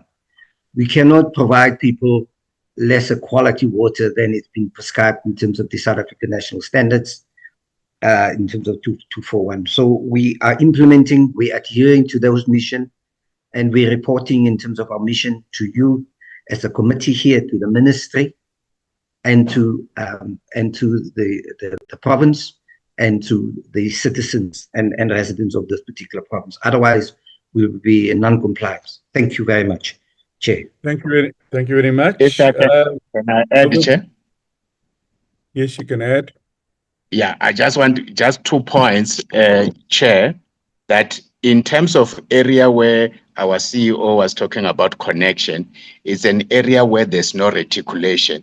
Hence, when we disconnect, they go and reconnect again. I just thought maybe I should add that, and also just to add that in terms of meeting the blue standard, or we are working with the Water Services Authority to ensure that the blue drop is achieved. We do know that there's a lot of improvement needed to Water Services Authority that we are providing bulk water services. Thank you very much, Chair. Thank you. Overberg, can you respond to the non-revenue water? Thank you very much, Chair. Yes, there is a strategy in place to deal with non-revenue water, because from our own vocabulary, is not non-revenue water per se, is the money that we should be using to invest in our infrastructure. The strategy is to move away from our current manual-driven water management system to more of the modern ways of managing water, which is mainly relying on technology. We are currently investing in technology with the money that we have received from the department, where we are replacing our telemetry system that would also be telling us where there are hotspots so that we respond immediately. In addition to technology, which is telemetry, we are also looking into employing SCADA as another enabler insofar as technology and improvement of water management is concerned to deal with non-revenue water. In addition, we're also replacing, we've got a pipeline replacement program where we are replacing all the steel pipes, which are old and are giving us a lot of problems, including the asbestos pipeline, as part of our collective approach towards dealing with non-revenue water. We remain steadfast to resolving the non-revenue water issue. Thank you very much, Chair. Thank you very much. Honorable Dlelanga, that was the responses. You satisfied? Oh, thank you so much, Honorable Chair. Honorable Chair, you will remember that in one of our oversight visits in Free State and Northern Cape, we visited Mangaung local metro municipality.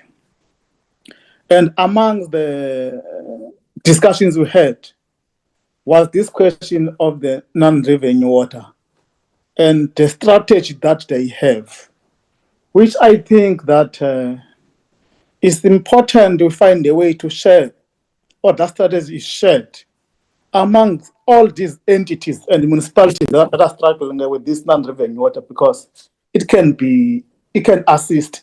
I hear them when they respond on the strategy that they are doing, but I think that strategy becomes more superior than what they are raising now in addressing this question of the non-revenue water. By the way, Chair, let me end by saying at least I'm partly covered on their responses, because they say they've got a strategy, but not confident that the strategy that they have will yield good results. Thank you so much, Honorable Chair. Thank you very much. Honorable Ditebe.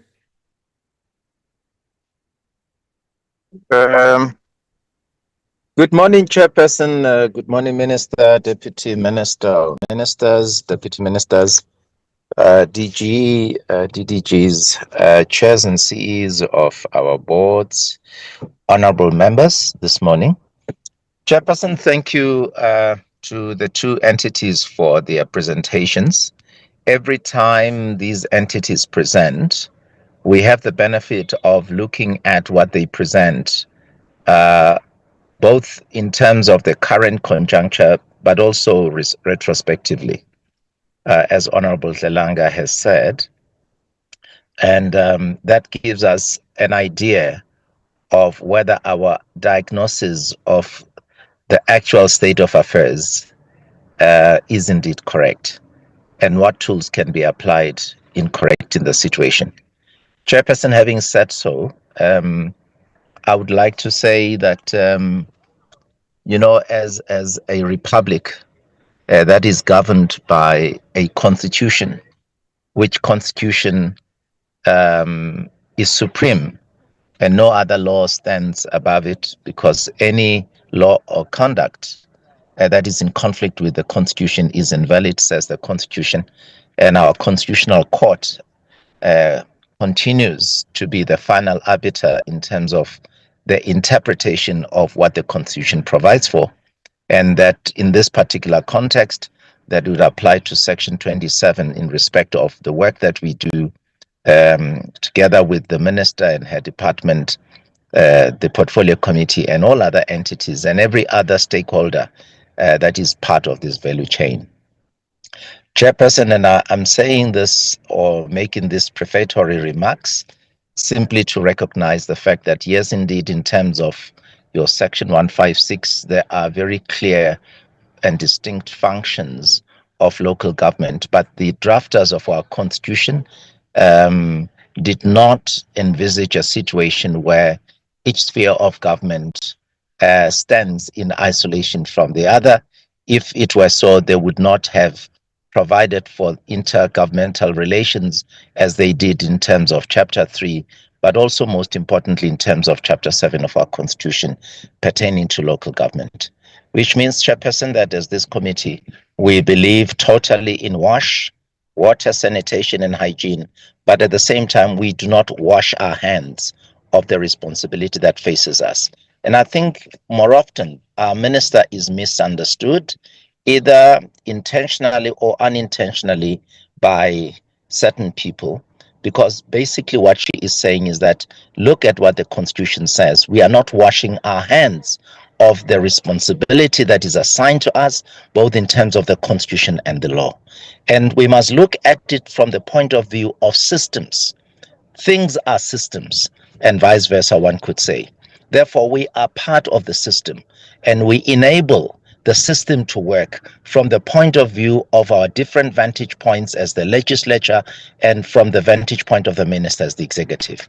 Chairperson, I thought that is important so that we do not appear as though we are acting in contradiction of each other when it comes to understanding the pith and substance of what the Constitution stands for, what policy stands for, what the law stands for.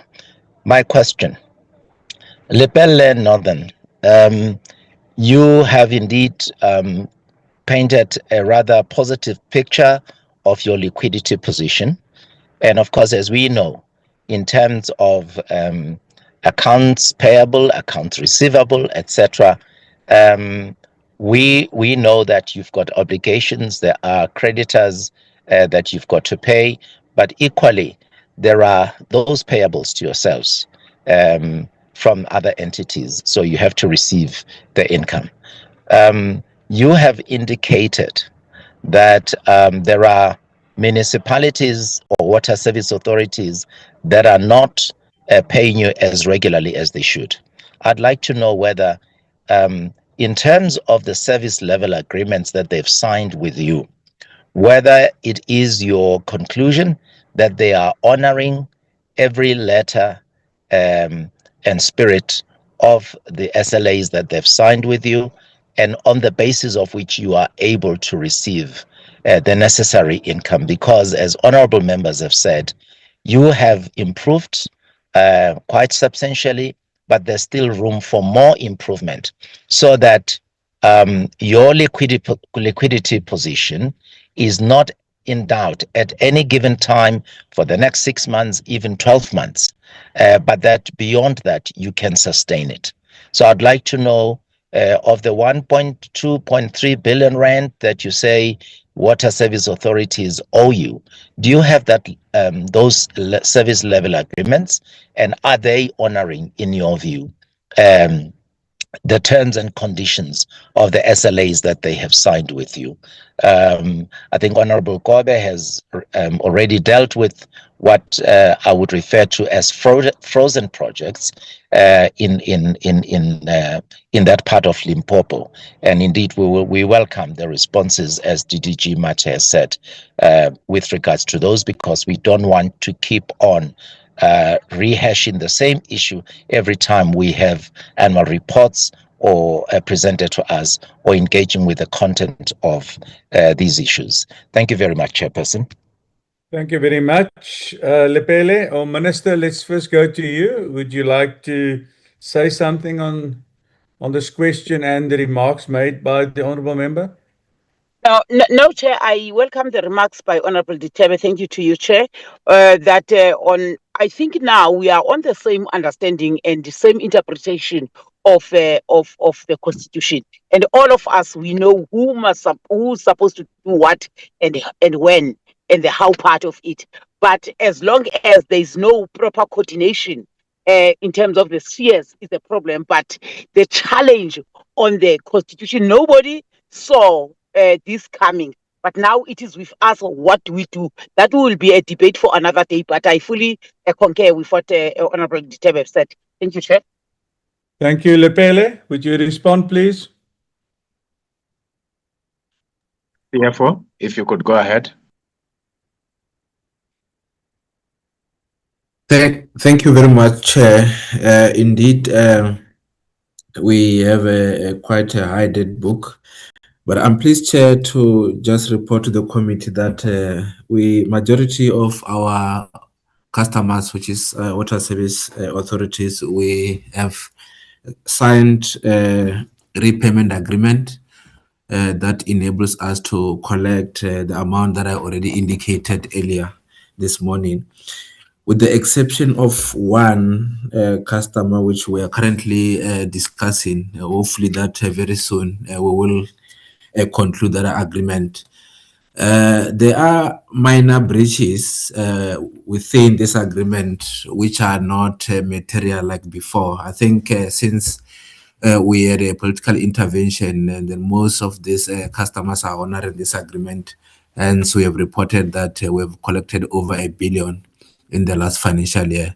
We are quite satisfied with what we are seeing, and yes, we can sustain ourselves for the next 12 months, with the exception of this one customer, which we are currently struggling to conclude the agreement so that we collect this money that is needed to reinvest back into the system and make sure that the water provision is not affected negatively. Thank you, Chair. Thank you very much. Honourable Ditebe, that's the responses.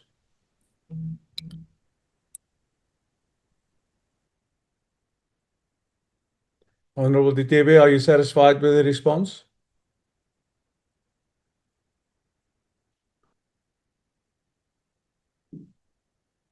All right, let's continue. Honourable Ramaila. Chairperson. Hello. Yes, Chair. Honourable Member. Sorry, I'm saying I'm not quite satisfied because the response in this particular context should not be in general terms. I think as far as possible, we must avoid words like the majority and so forth. We must do our stats, we must do our math, we must do our accounting, and I am in no way suggesting that the senior executives of the entity have no idea of the underlying numbers. And the reason the liquidity ratios are done simply is to be able to say, this is the number we put in terms of accounts receivable, for example, and the data days, so many and so forth. So if we use words like majority, etc., it's not very helpful, because our role is to ensure that there indeed is accountability. We don't want to come back and ask questions and say, you said majority. We want to be able to know what constitutes that majority in terms of numbers, statistics.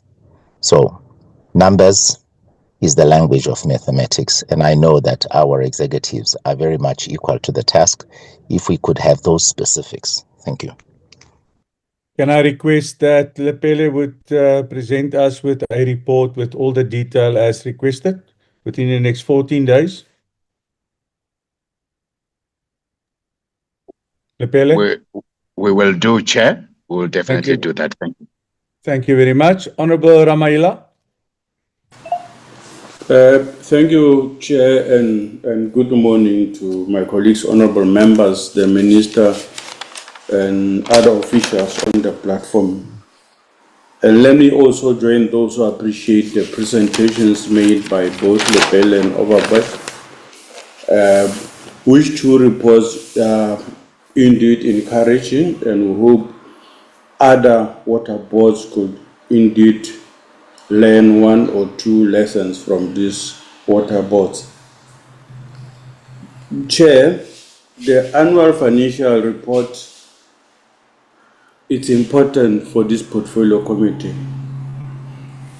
but I think we need to go beyond the numbers and do a technical analysis of these financial reports, because that would enable the portfolio committee to have a critical strategic understanding of the financial health of these water boards. And I must appreciate, Chair, that so far, in terms of the reports that we get, and especially these two boards, they've been very clear in terms of giving us an understanding in as far as the necessary ratios are concerned. Profitability ratios, liquidity ratio, solvency ratios, as well as efficiency ratios. We're able to get that information largely, Chair. But Chair, for us to be able to have a measure or an understanding of the long-term financial sustainability of these boards, would also need to have, sorry, in my view, an element that is not clear or missing, is the financial forecasting element that doesn't come out clear from both the presentations. And that talks to the long-term financial sustainability of these boards. I'm saying so, Chair, because due to the geographical location that these water boards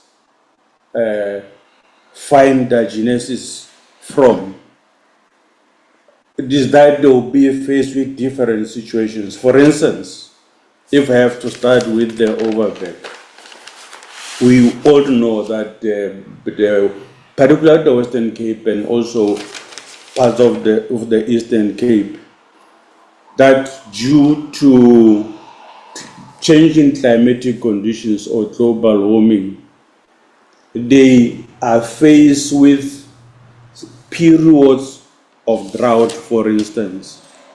So what I would want to understand from Overbeck Water Board is that looking at the propensity of drought due to this climate change, what mitigating mechanism or factors do you have or have you developed to remain financially sustainable even during these periods of droughts? And it's a fact, we know that there was a time in Western Cape we were facing day zero. It almost happened in the Eastern Cape this year. And therefore, that's why I'm saying these boards are facing different challenges based on their geographic location. Similarly with the Lepelle Water Board, it is one of those boards also that are based in the outlying areas, deep, poor rural areas that are mainly dependent on social security, and can even tell upfront that over 50% of their clientele are indigent. And faced with that, it means 50% of the expected revenue is already at risk, because it's the 50% that is expected from the indigent, right? And that's why we had come as a committee with a mechanism of docking the equitable share and so on, which is not sustainable. What other mechanisms or regulatory framework, Minister, can be looked at that would also ensure the financial sustainability in a long term of these water boards? That's why I'm saying the element that is missing here is financial forecasting that gives us an indication of an idea, or at least in 5 years' time, will this board still be sustainable in the short term, medium term, and long term, so that we are able to take a really strategic decision very early, so that we are able to avoid certain challenges that we are faced with, Madibeng, the common Madibeng being a culprit in this instance. That's the part, Chair, I would really, and it cuts across the department and the two boards to be able to look at. Secondly, to Overbeck, Chair, is that the revenue from non-exchange transactions of 2025 appears to be the biggest contributor to the board having surplus, and rather than own activities. Does this indicate to a serious question of long-term financial sustainability, or does it assure us a long-term financial sustainability? In as far as Lepelle Water Board is concerned, Chair, as I've said, we do indeed appreciate that we now can confidently say the board is out of the woods. They are on a positive financial trajectory, which we do appreciate. Now, I would really want to understand the correlation between the increased debtors book and the improved collection of revenue. It's, for me, there's something I would need to understand in between these two. But without saying name and shame, can we have a list of those water service authorities that mainly are the ones that contribute towards the increase of the debtors book? Thank you very much, Chair. Thank you very much. Yes, I have requested them to supply us with a list of people that made arrangement not paid. Can we also then include this request from yours in that response? Minister? I share your response, Chair, that let them bring the committee a comprehensive list. Chair, on what Honorable Ramaile, thank you very much, he raised earlier on the issue of indigent. The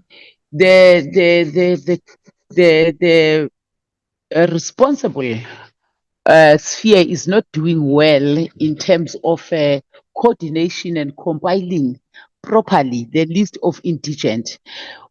Whilst the economy is not growing at the expected rate, our people are really affected by unemployment. Even those who used to pay in the past, as they lose their jobs, they go on the list of indigent. But one of the non-negotiables that we've agreed upon with municipalities is that of updating their indigent register on a quarterly basis, so that they must not have people who are falling within the cracks. I think what is raising Honorable Ramaila is very much important, but thank you very much, Chair. Thank you very much. Can we start with Overberg on the drought as well as the revenue not on own activities? Thank you very much, Chair. I think the issue raised by Honorable Ramaila is a very important one and is real. The climate change. Climate change poses a number of innovation that we need to adopt. One of them is to ensure that we remain financially sustainable, which requires a complexity of approaches. One of them is to the point that I made earlier on, which is a strategic priority of the board, to identify alternative sources of water. That is getting water not necessarily dependent on the rain, getting water from groundwater, but also explore the desalination aspect to remain sustainable. Currently, desalination is quite expensive, but there are moves to make it more cost effective. And to start now engaging those discussion, which will be important.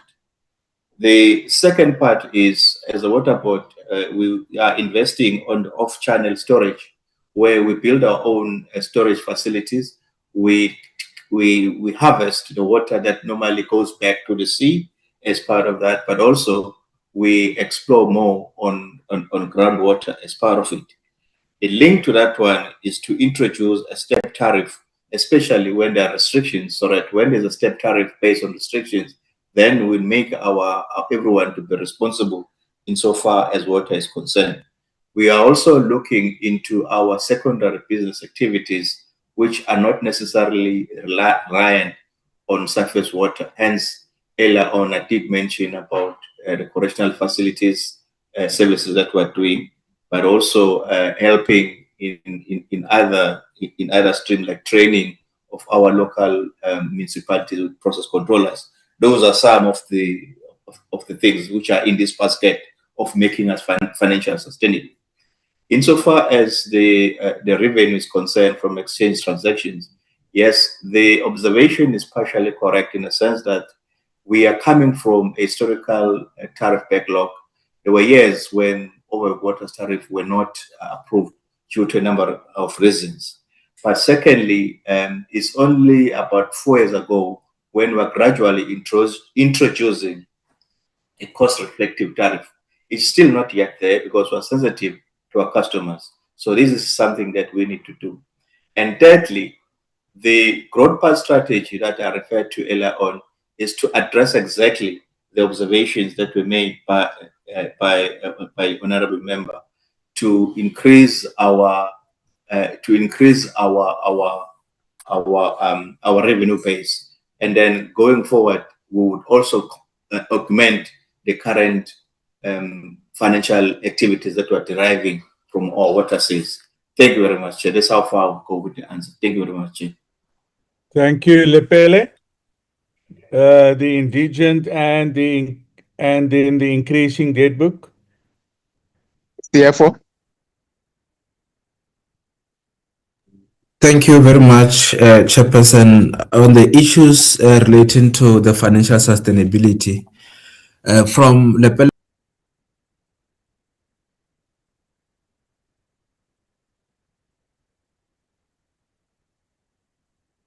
Lepelle, apologies, Chair. I realized that I was muted. With regard to the issues of financial sustainability on a long-term, Chair, our strategy is to consolidate this small scheme because currently we are operating these small schemes, which proven to be expensive because of a high capital input that is needed. So we are going to be consolidating this scheme so that the customers, they are benefiting from this economic of scale. At the same time, from the entity side, is going to assist with the issues of being efficient, because then you'll have a lower number of employees who are running a large scheme which can cover a large period, which will make the tariff sustainable, also addressing the issues of indigent, as already indicated that most of our customers are indigent. And then on the correlation between the debt book and collection, Chair, in this period we are reporting, we have seen a significant increase in volumes that were done from the Vembe region on the Nandoni system, because earlier at that region we were not completely selling water. through the tariff, but we're operating it on behalf of the department. So with this financial year, it was a full operations, and also the line that has been put into the Malamulele area gave us additional volumes, which ultimately increased the volume, and also the implementation of Ebenezer Oliphant projects made sure that those losses that we were having on the systems now they are being pumped into the municipal reservoirs, which increased significantly the revenue and also the debt.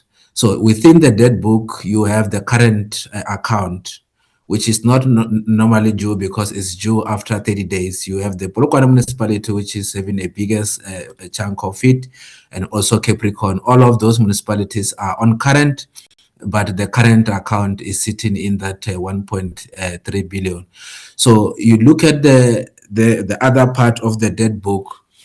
As much as we have signed the repayment agreement, part of them they are long-term in nature. If you look at Mopane, we have consolidated their debt book together with the one for Letaba, but the payment period is longer. Hence, you see that the movement is not reducing the debt the way it is. And also within that, there is a ministerial directive which we are busy engaging with the department for consolidation.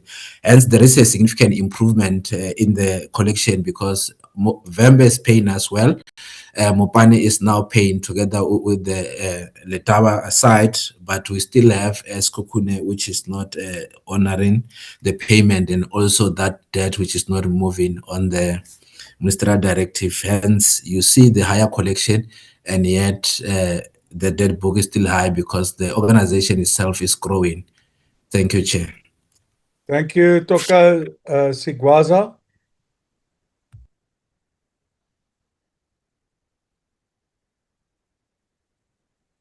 You are muted.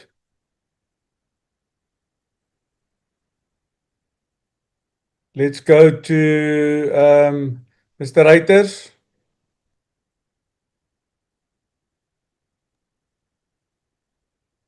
Okay. Thank you, Chair. Just on the one aspect that I want to give some perspective from Honorable Ramaila, and that is on the climate conditions. We do have within Lepelle what we call a climate change policy. We are aware of the issues of the drought cycle, and then also with regard to the issues of the provision of water, where we are mostly within the aspect in the hydrological cycle where we depend on surface water.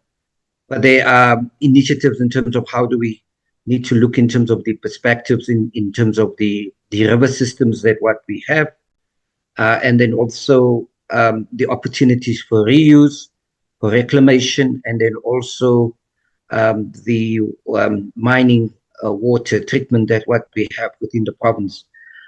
So we have to look at all the available sources that are there, and to make sure that with regard to the sustainability of the provision of water, and we're working hand in glove with the department in terms of how the systems should be managed, what are the available sources, and then also in terms of the hydrological cycle, specifically the risk associated with drought. With that, Chair, I just wanted to put the additional points in terms of what was raised by the honourable member. Thank you. Thank you very much. Sigwaza, the hand is up. Maybe it is a mistake. Honourable Ramaila, that was your responses? Thank you, Chair. Like you said, if you could also get written responses. Thank you very much. Thank you very much. Colleagues, that brings us to the end of the two presentations from the two water boards as well as from the Minister. The committee still needs to deal with a oversight report. I would like to thank the Minister, the department, the water board chairpersons, the CEOs, and all other members from water boards for availing yourself today for this presentation and the oversight from the portfolio committee side. It's much appreciated. Those who have been requested to supply us with further information, please do that promptly within 14 days. We would not like to have a fight not receiving that. And then I would thank everybody and all the members should stay. I think what we can do, honourable members, have a 5 minutes body break. Then all the other members that is present on the line, they may leave, and then we can continue quickly with our work. And thank you very much, and enjoy the day for those who are leaving us. Thank you very much, Chair and honourable Thank you. members. Thank you. Thank you. Thank you, Chair. Thank you.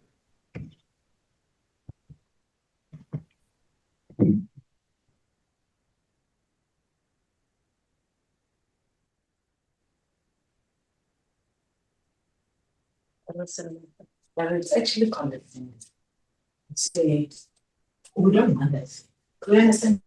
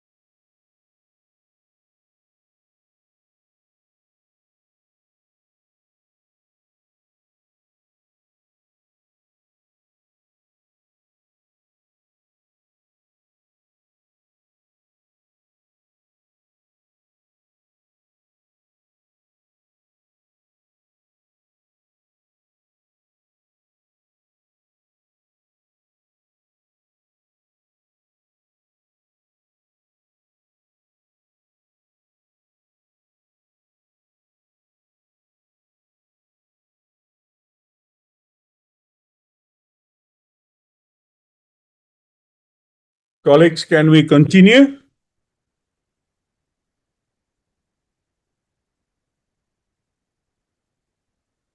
Everybody back? Yes, I'm here, Chair.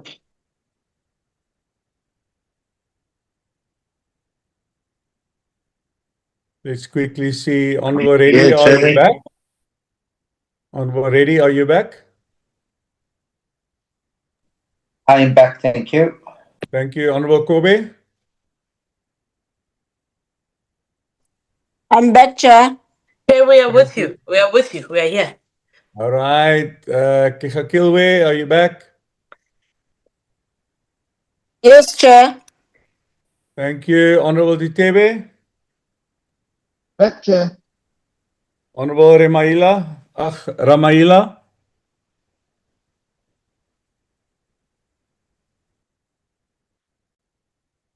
Honorable Diale. Ensure that your seatbelts are fastened tightly, your armrests down, tray tables secured, and window blinds completely Okay, open. we know you're back. Thank you. Please take note that our... All right. Let me just see who else. Okay, yeah, I'm just checking that now. Matutu, are you back? Yes, Chairperson. Thank you. Honorable Mua, are you back? Been here the whole time, Chair. Okay, thank you. Tumani, can we continue with the report? Thank you. Colleagues, can we just make a arrangement that we don't read this whole report, that he highlights it, everybody had the report beforehand. Would that be in order? Supported, Chair. In order, Chair. Thank you. Tumani, you may continue highlighting this report, and then we can maybe just look at the recommendations. Thank you. Okay. Thank you, Chairperson. Can you confirm if you've seen the oversight report? We do see it, yeah. Okay. Yeah, so the first page, which is the background, just provides the basis on which we conduct our work. That is the strategic direction, where we derive the mandates and the broader plans that we are complying with.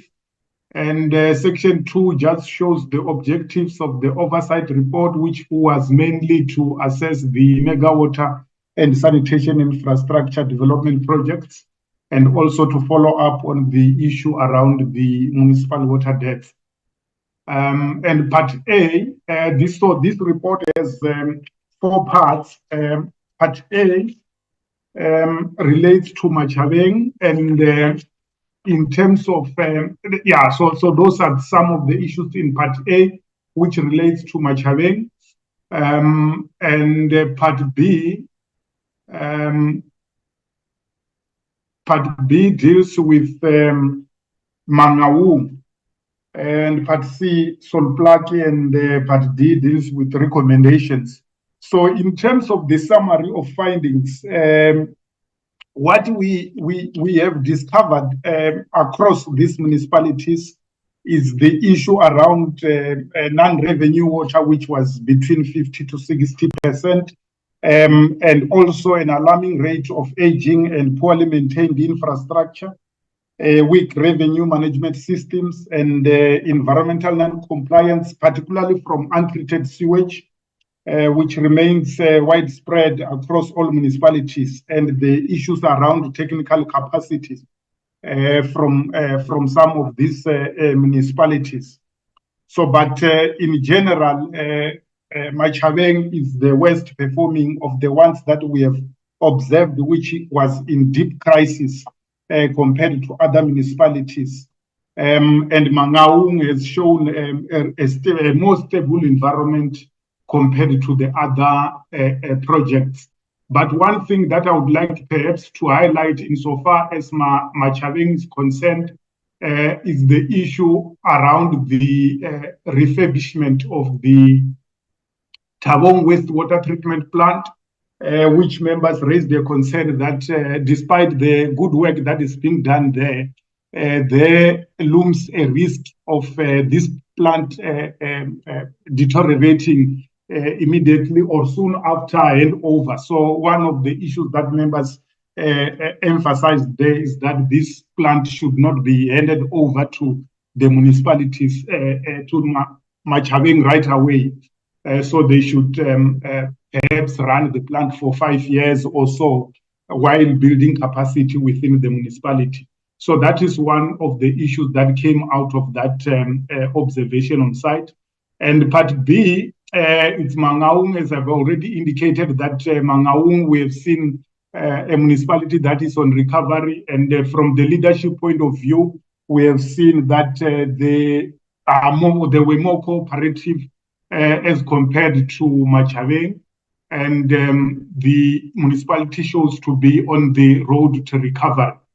And in terms of the assessment of the projects that we visited, the Velvet Duct bulk pipeline, so we have seen sterling work that has been done by the Vaal Central Water Board, and this we observed on site, and the project is complete and appears to have relieved water supply challenges in Mangaung. And that brings us to Part C, which deals with oversight to Solplaki, which also it's a municipality that is under a serious crisis as well, insofar as water and sanitation is concerned. However, the project that we visited, funded through RBIC and the budget facility for infrastructure, appears to be going very well. The progress it's commendable, but the members raised their concern around the operations at Homeville wastewater treatment works, which has been reported to be discharging untreated sewage into the communities as well as into the streams. So that was also a concern which members have raised with regard to Solplaki.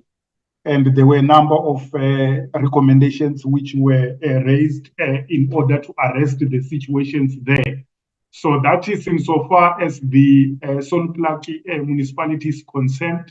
And in terms of the plant that we visited, the Riverton water treatment works, which we have observed the work progressing very well there. And this is one of those projects that are funded through the BFR. And that brings us to Part D, which is dealing with recommendations. And firstly, these are the recommendations relating to Machabeng municipality.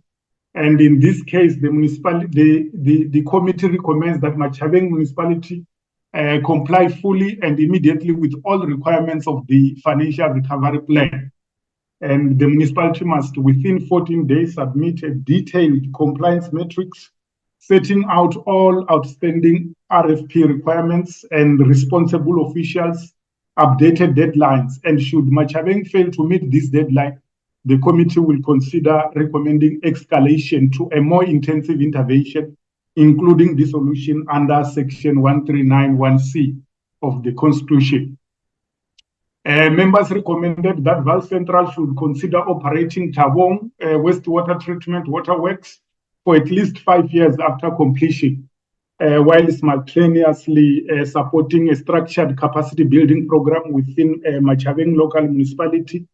This transitional operational arrangement would ensure the protection of infrastructure investments, guarantee compliance with environmental standards, and allow sufficient time for the municipality to develop competent internal technical teams to eventually take full responsibility of the plant. Members stressed that this approach is essential to safeguarding the long-term sustainability of the facility and preventing a recurrence of the historical failures that necessitate current intervention.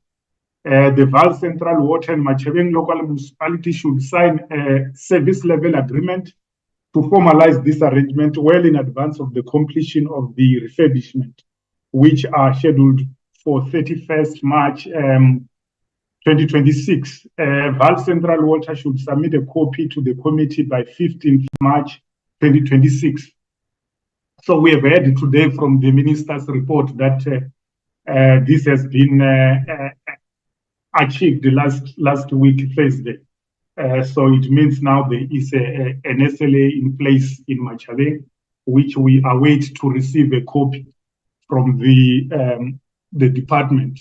823, the Vaal Central Water informed the committee that they've reached an agreement to sign an SLA for the provision of water services, which will be finalized. So this is the recommendation which I will skip because it's already mute now because the minister has already reported that it has been done. 8.2.4, the committee further recommends that the municipality submit within 14 days a verified customer register reconciling metered and unmetered connections, a full account of unbilled customers, an explanation of the exact tariff structure applicable to unmeasured water consumption in informal settlements.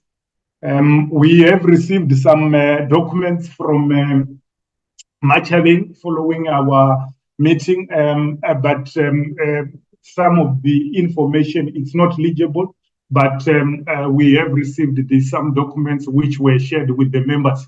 So we will continue to follow up on this.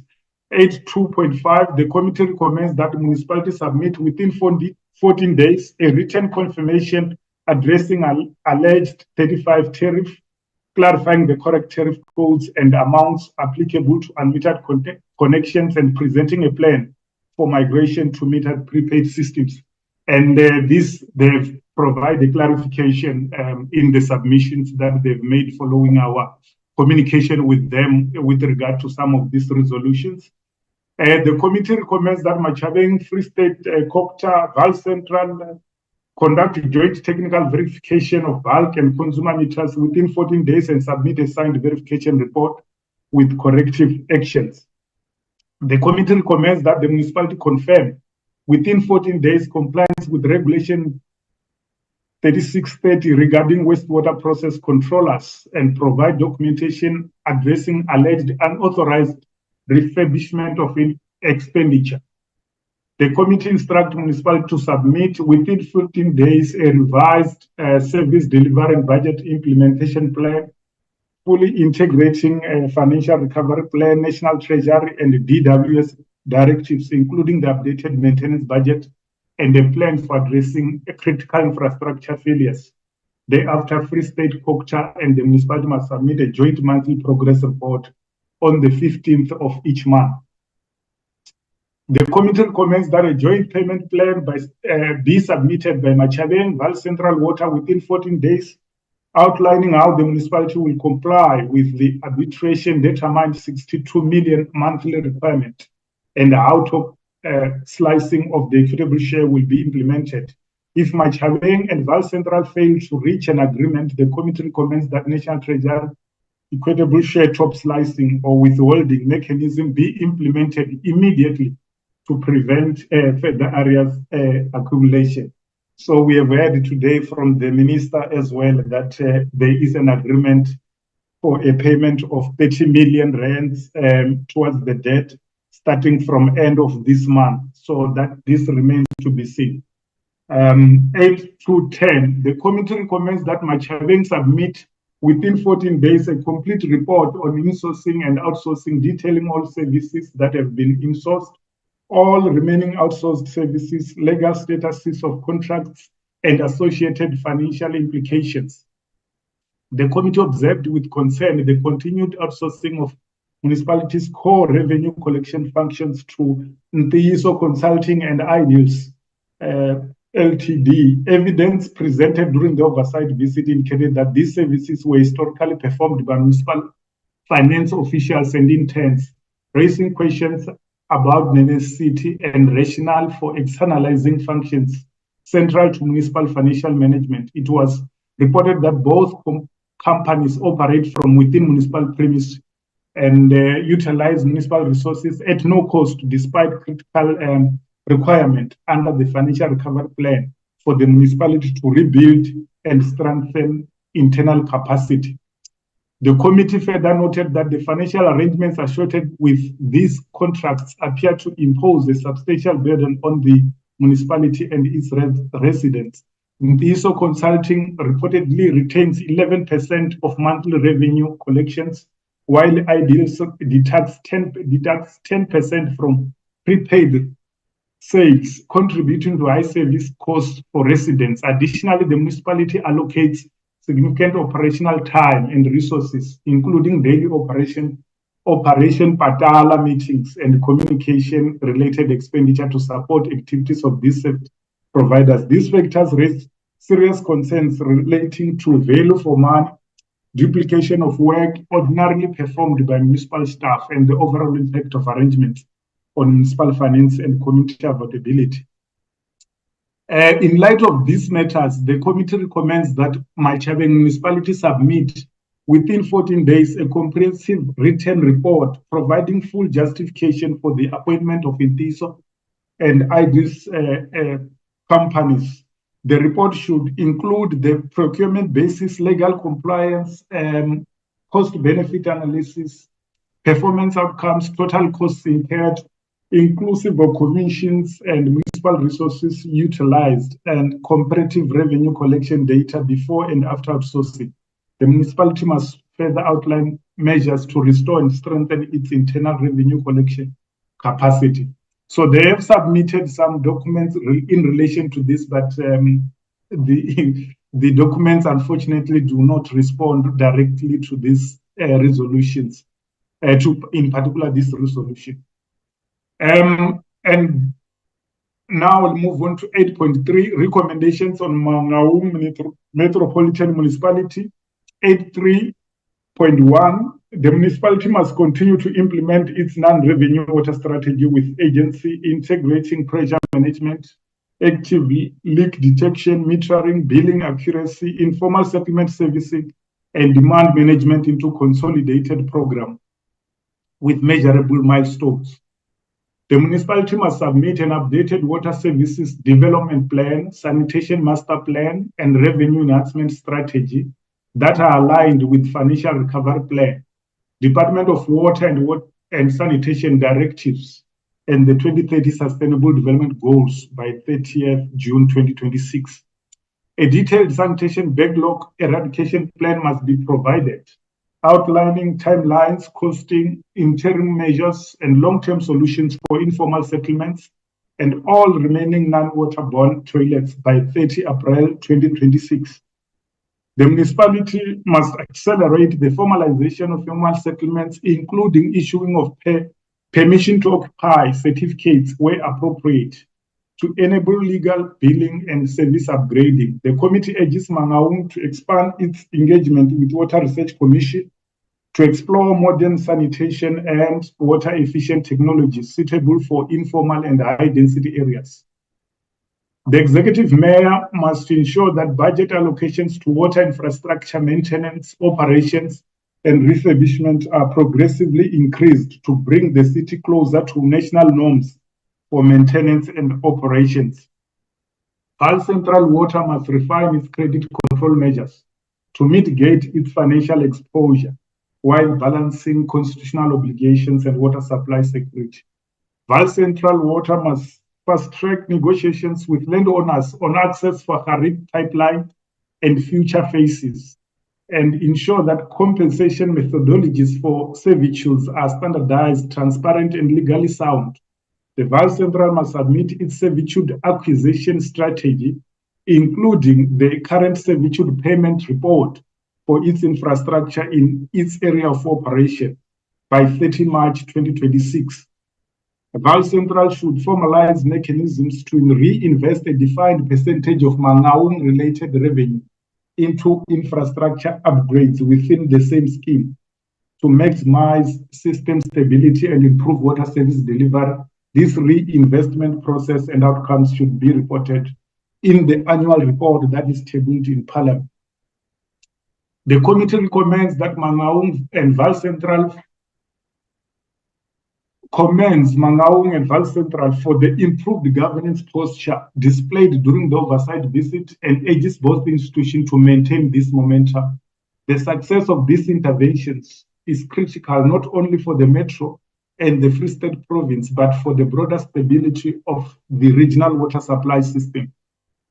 The committee recommends that the National Treasury, the Department of Water and Sanitation, assist Mangaung with the business plan for budget facility for infrastructure funding application, considering noticeable governance improvement in the municipality and several projects that are implementation ready with all approvals in place, but lacks funding, such as the construction of Tabali OK pipeline. National Treasury should provide a report on Mangaung BFI business plan to the committee by 30 April 2026, while DWS must provide a report within 14 days on BFI funded projects across the country, including the ones that are still in pipeline, and elaborate on its efforts towards assisting entities and municipalities to access BFI funding. 8.4, recommendations on sole plucking municipality. The committee recommends that sole plucking municipality immediately after adoption of its adjustment budget should submit its revised procurement plan, its updated water services development plan, and a revised service delivery and budget implementation plan to the committee. The municipality must also accelerate repairs at Homeville wastewater treatment works with weekly progress reports submitted to the department until the plant is capable of treating its full inflow. The committee further recommends that the department expedite its assessment of the municipality major sanitation upgrade proposals and facilitate technical support to bring the wastewater treatment systems back into compliance. Department must submit quarterly compliance reports on Homeville wastewater treatment works, which should include, among others, remedial actions if non-compliance persists, starting from 30 March 2026. Given the measurable improvements in the water sector, the committee advises National Treasurer to give fair consideration to Sole Plucky's large-scale infrastructure funding applications, provided the municipality continues to demonstrate sound project execution and financial discipline. The committee also recommends that Sole Plucky integrate women, youth, local contractors more deliberately into its procurement practices, both to promote equity and broaden the local economic impact of major public investments. The committee will conduct a follow-up visit within 6 months to assess whether water loss reductions have been sustained, whether wastewater treatment has improved, and whether the municipality is complying with the planning and reporting obligations outlined during the oversight engagement. The committee notes that failure to correct the ongoing environmental risks at Homeville wastewater treatment works may necessitate consideration of targeted interventions under Section 139 of the Constitution, although such intervention would be considered only if cooperative approaches fail. A report to be considered. Thank you, Chairperson and honorable members. That is the summary of the oversight report to Northern Cape and Free State. Thank you, Tumani. Very comprehensive recommendations. Colleagues, can we speak on those recommendations, Honourable Moore? Thank you, Chair. Whilst there's a lot to talk about, I'm particularly concerned around the elements with regards to Mangaung. I understand they had a very good presentation, but it feels to me that what we are doing here is commending them for a good presentation rather than good results. And I said so in the engagement, but the reality is the actual metrics for the measurable milestones for the municipality are all trending in a bad direction. And I'm concerned about our report. I'm just trying to get to the actual specific section here. Where's this? The Mangaung Metropolitan Municipality has made substantial progress. It has not. That's on page 20. What it has done is presented a very good report on what needs to happen. But we mentioned things like revenue management. Then non-revenue water is increasing, not decreasing. So they haven't made progress with regards to that. I feel like the way we talk about it is far too positive. I think we need to commend them for the report, or at least to acknowledge the good report. But the reality is Mangaung is not a good example. I think at the end there we say recognizes Mangaung as a positive case of recovery within a broader provincial context of municipal instability. There's no evidence of recovery. There's evidence of a good plan, not recovery. And obviously, even in the way we write the recommendations, a number of them are presented quite positively, rather than holding them to account. And colleagues, this isn't my intention to beat them over with a stick. I understand Machubeng was terrible. The rudeness of the mayor of Machubeng was terrible. And we received a much better and positive response from Mangaung. But Mangaung is also the metro in the area, and it is doing very, very badly. And it is trending in a worse direction, not a positive direction. And I'm concerned if our oversight report says that we think that they're doing well, it will clash quite dramatically with the evidence both presented in their report. And I say in their report, it clearly showed they're trending in the wrong direction in terms of the actual metrics that they measured.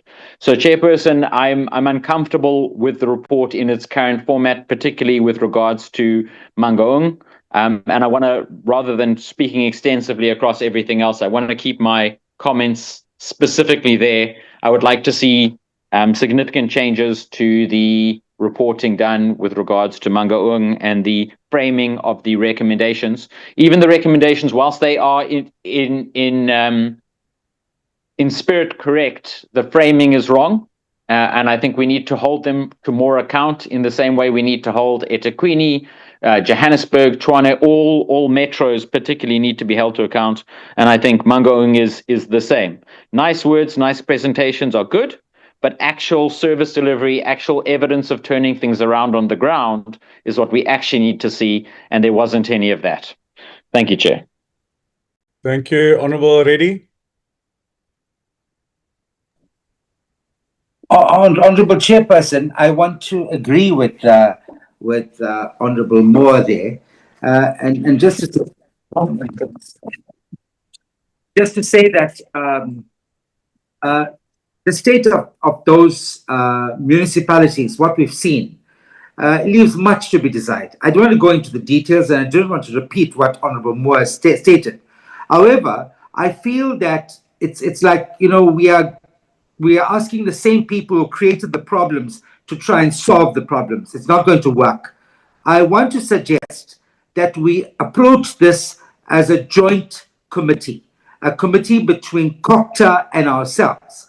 Now, I am a reserve or alternate member, and so I serve also on COCTA, and I get these reports regularly, and I find that COCTA members are sharing the same sort of complaints that we have there as well. So why duplicate it? Should we not be approaching this jointly? Because clearly there's a governance collapse in these municipalities, and that's what we're failing to realize. The more money we put into these municipalities, I can tell you now, it's going to get into this hole that they've created there, and it's not going to assist the residents or assist in improving those areas. I mean, I was disgusted at Machubeng, the state of Machubeng. And that's the reason why I find it so unpalatable to accept reports that says all is well in those areas. So I would recommend, Chairperson, that we adopt a joint approach. You contact the chairperson of COCTA, and let's avoid duplication. Let's go there together and let this report form part of, I know that there is some intervention by COCTA as well. Let it be done jointly so we can both monitor the progress, if any, in those municipalities. Thank you very much. Yeah, colleagues, I hear what you say, Honourable Reddy, but we've got a report that we must. Yeah, I'll come in now. You can come in now. We've got the report that we've got to adopt because we did the oversight. We can't join that now. I agree we can have meetings with them jointly. But this report needs to be approved. The content, we may differ on the content and how we frame it, but that is something that we can address. Honourable Kobe? Thank you very much, Chair. Just to agree with you, Chair, and perhaps disagree with the previous two speakers vehemently. Chair, what a report serves to do, it's not our wishful thinking, it's not what we want to see in the future. A report must be a reflection, an accurate reflection of the events that occurred at that oversight. And while we're at the oversight, What we have seen, and I hear Honorable Moore saying that they have plans, but that's what we went to see. So it must be reflected in the thing, in our report. It must not be that because the plans have not yet yielded results, we must now disregard that there was a plan that was given to this committee. It was presented to us, and our report must reflect it as that. Number two, Chair, I'd like to also go against the narrative that says that Mangaung is falling apart financially. Nothing has been shown to us that it's on a positive trajectory. And I'm going to give up an example, Chair, that is alive and well. We know for a fact that of all the municipalities that buy water from the Val Central Water Board, Machabeng is in fact, Mangaung is in fact the only one that is keeping that water board afloat. It is the only one that is currently servicing its current account and its historical debt. So that is the indication of a positive trajectory in terms of the financial management and a financial recovery that's going on forward. Chair, we must avoid that however we feel about a municipality, however we feel, we must not take it here and then want to refute a report when we come into a committee meeting on our own. Honorable Moore and Honorable Reddy, they are free, Chair, to object to the report and also make a case, but they must not try and misconstrue the facts as they were presented to us there. Honorable Reddy was there when the report was presented in Mangaung. So it's false for him to say that he doesn't like it, because he was the very first speaker to actually commend them for an excellent report.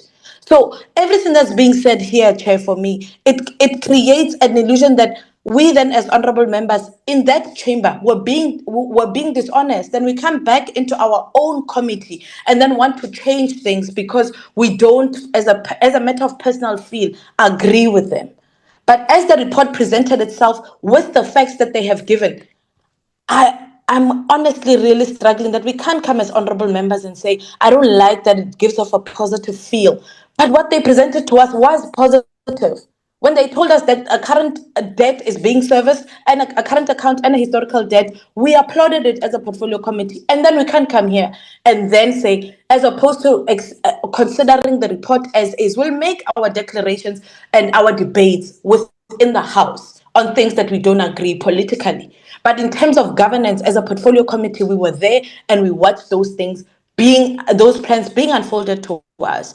And I'll also give an example that Honorable Dlalanga earlier on, Chair, even made reference to the Mangaung non-revenue water plan that they have presented to us. The report does not indicate that we have positive results, because we are yet to see those results being yielded. But we must be honest about what was presented to us. We've never been presented with a plan like that on any other municipality that we've been with. And we must be honest to say that, and the report must honestly reflect that. Whether or not these things are successful, we are yet to see them. When we see them again, then we'll present a report that says that last year we were here, but these reports are now, the results are not reflecting what the report said previously. That we can do. But as it stands right now, the plan that they presented to us was something what we applauded. The financial recovery was something that we applauded. And we can't come here today and refute it because we don't feel that Mangaung's moving. That was not the feel of the House. We are happy to object. And this is why, Chair, after you present, you say to us, do we object? And parties are absolutely able to say that. But we must not change the substance of the report. We can change the grammar, we can change. But when it comes to substance, then it's a matter of debate. And we must go back all over again. Thanks, Chair. Thank you, Honourable Member. Honourable Dlalanga.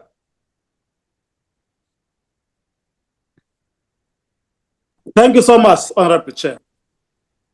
Honourable Chair, I'm taken aback by the first two speakers who seem not to understand that we went to an oversight and we have to adopt a report because the report speaks about what we went for. And seems also that amongst them, particularly Honourable Moore, part of the visit, he already had answers of what he wanted to achieve. And when he doesn't achieve what he wanted to achieve, he's coming with a negative attitude on the good work that you have seen at Mangaung. And specific areas were identified or presented to us, even on the work that is done on the ground. Therefore, I find it strange that we can even attack our support staff for writing what which I believe the majority of members observed in that municipality in terms of the good work that is being done. Having said so, Chair, I want to appeal that we keep the decorum and the commitment on how we do our work. Yes, every party, every individual has got a right to raise what he believes is also on the ground.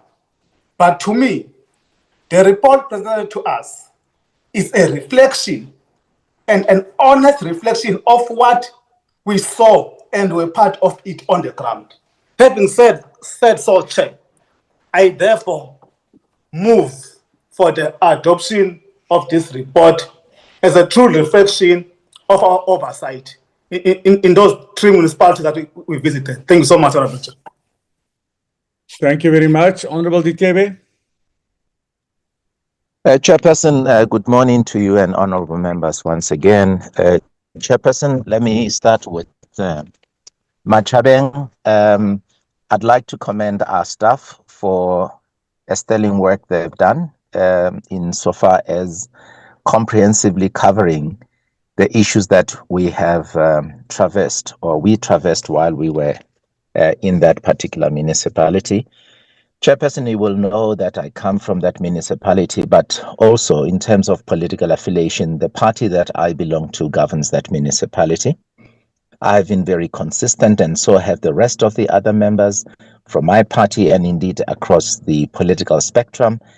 They've been very consistent, including yourself, Chair, in drilling down to the issues that trouble us with regards to this municipality, Machabeng.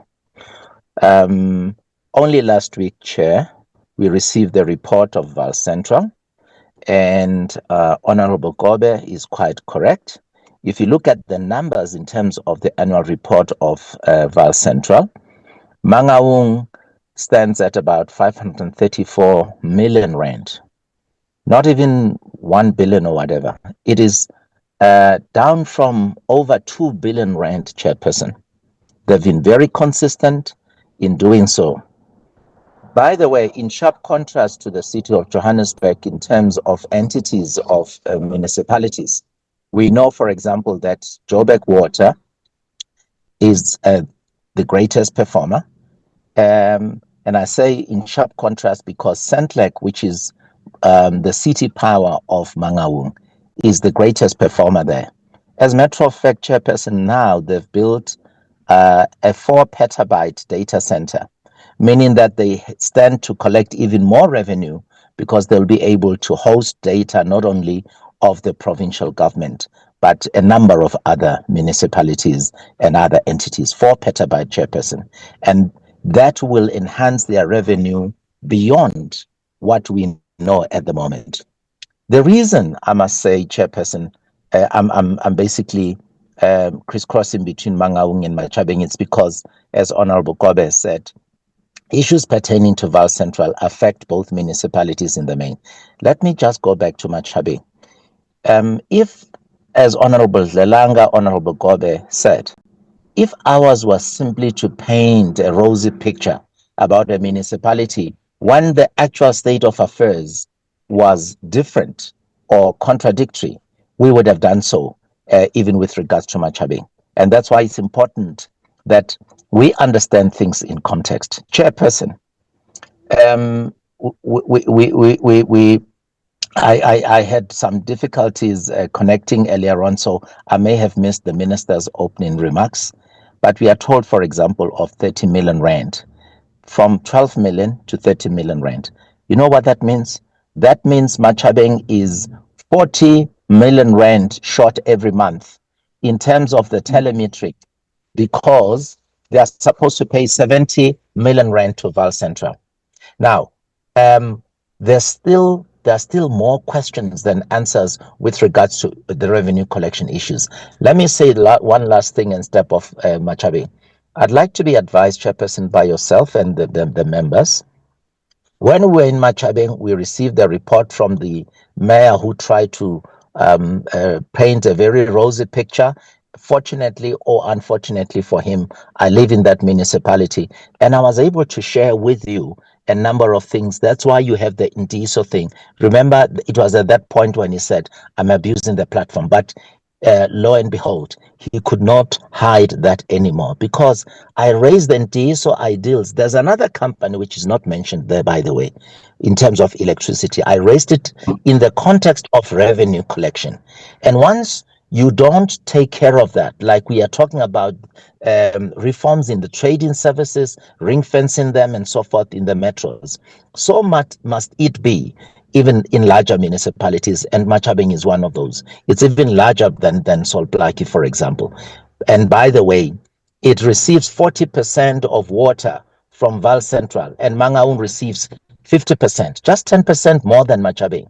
And Machabeng is just 455,000 or so residents. Mangaung is 800,000 plus. So when we talk about Machabeng and contrasting it with Solplaki, Mangaung, etc., I'll come to the other two.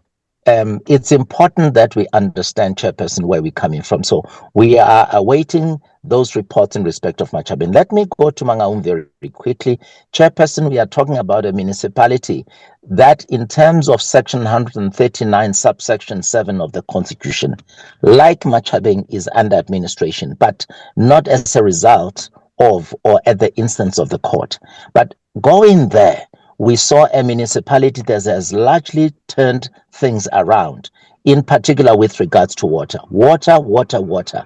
And they have a plan, as Honorable Gobe says, but not only that, they continue to support Val Central. By the way, Chairperson, if Mangaung was to stop paying their account, both old and current, for, say, the next 6 months, effectively that will lead to the collapse of Machabeng.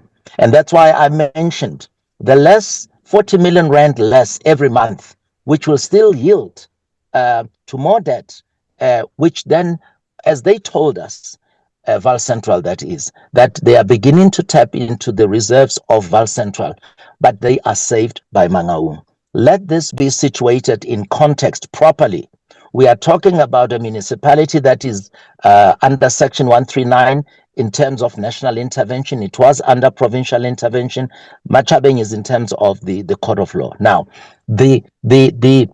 what Honorable Moore and Honorable Reddy bemoan is actually situated properly in context, and our content advisor is not incorrect. Those are correct observations, and indeed, it's work in progress. It's work in progress, Chairperson. You can go to Mangaung. They have done a lot, even including resurfacing of roads, cutting of grass. Today, like it happens all the time, I use that airport virtually weekly, and I see those things. And it doesn't mean that there aren't challenges. Of course, there are challenges, in fact, across all municipalities to varying degrees. But Mangaung, Chairperson, stands out. Therefore, the tone that our report assumes in describing the successes and challenges in respect of Mangaung is not incorrect. Therefore, I align myself with Honorable Gobe, I align myself with Honorable Zelanga, and I, Chairperson, wish that honorable members could kindly understand why we agree with the report as authored by our content advisor. Solplaki, Chairperson, I think we all agree it's not as bad as Machabeng, but still there are challenges there. And unlike Machabeng, they were not trying to conceal anything, try to blame other people. They indeed took accountability, and they are actually going to be, of the three municipalities, the next municipality, in my view, if they stick to their word, that's going to improve and come to the same similar level as Mangaung in terms of gradual improvement. Thank you very much, Chairperson. Thank you very much. Honorable Ramaila. Chair, You want to add something to what has already been said? Thank you. Didn't I hear something, Chair? No, I said, would you like to add something that's already been said? Can I speak, Chair? You're more than welcome, yeah. Thank you. Chair, to start with, let me also join those who thank the content advisor and other officials that have supported him in compiling this report. And in my view, this depicts a court reflection of the discussions that have taken over in the three municipalities that we have visited. Now, Chair, when it comes to Mangaung, whether Mangaung is on a deadline or whether Mangaung is on a recovery path, I can ascertain here, Chair, that Mangaung is on a recovery path. Is the road to recovery path perfect? It is not perfect, but Mangaung is objectively on the recovery path. That's what I wanted to say, and therefore I do support this report. Thank you. Thank you. Colleagues, before I go to Honorable Moore for a second time and Honorable Reddy, can I just ask that we just break this thing up? Can I get a... We deal with oversight in one report, but there are... We talk about Machabeng, Sol Plaatjies. Can I just find out, let's just ask Tamani, just go, let's just deal with Machabeng quickly. Just go to the recommendations on Machabeng. Is there anybody that feels that the report on Machabeng is not a true reflection what we get? I just want to caution the committee as well. We cannot, what we've seen, what we've dealt with, and what you have heard or seen afterwards, include that into a report. This must be a true reflection of our views, what we've seen in the oversight, what we have experienced in the oversight, what we said we will do in the oversight. I have got no reservations on whether you believe in it. Politically, when we debate it, you may differ from the report from the committee and deal with that in the debate. But we must make 100% sure that the committee is satisfied that what we are talking in this report is a true reflection on what we have seen. And I must say, Honorable Corby has mentioned it. When we were finished with that report, Honorable Reddy was the first one to congratulate them on an excellent report. Whether the content of the report is favorable, whether they are declining in some instances, as the majority of that report, it was felt by members there that they were satisfied with that report. So can we just maybe go to Machabeng? Is there anybody, can I ask that everybody just put down their hands and then let's just deal quickly with the recommendations on Machabeng. Is there anybody that's against the recommendations on Machabeng? That they feel that we have missed something, we were not harsh enough in this report on Machabeng. Honorable Reddy? Chairperson, I think let me clarify something, and I think you covered it, where you said the report has to comprise of our observations and what we've mentioned. I've never denied the fact that I commended the executive mayor of Mangaung for having prepared a very extensive intervention. In fact, that intervention report was so much detail that I didn't see this in any other municipality, especially around how they're tackling water losses and how they quantified water losses and so forth, the non-revenue water. My point is this. We cannot do a report on Machabeng. Our responsibility ends with the water board that supplies the bulk water to Machabeng. So our reports must be on the water board. Now we're creeping into the jurisdiction where we had a joint committee. It was water, it was minerals, all of us. Why don't we start approaching things in that way? Because I find that by taking this report and speaking to municipalities and their failures and interventions there, we're going to be accused of now straddling onto the role of another department within national government. I don't know if you see where I'm coming from. Well, you've just now confused me, Honorable Reddy, because you, in other meetings, you tell us, but when we say it's not the work of this committee, it's COCTA, then you say that's not how the people see it. Now you turn around to say we should not do that. So you're just confusing me, Honorable Member. No, Chair. I'm saying let us deal with this. Let's deal with this holistically.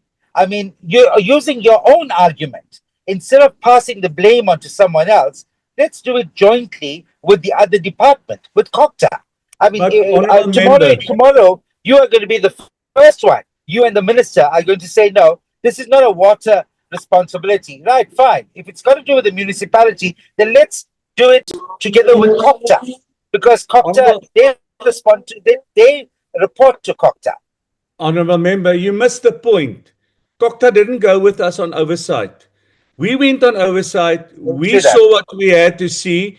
Therefore, we must report it. I don't disagree with you. In future, we can look at joint oversight. What I'm saying to you now is that we did oversight. We must present a report on our oversight to Parliament.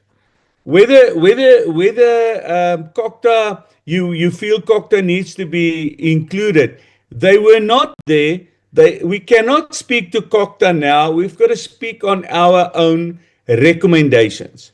So the point I would like to make is let's approve our own report, whether people object against the report or not. Let's deal with it. Is there any objection against the content of the recommendations on Machabeng? Can I just find this, please? Is there any objections? I will reserve our position on this. Okay, that's fine. It's your right to do that. Is there any other objections or reservations on the Machabeng portion of this report? Yes, Chairperson. Okay, but your member has already reserved the right from the MK. Any other party? Should I go around the clock? DA, do you object against the portion of Machabeng?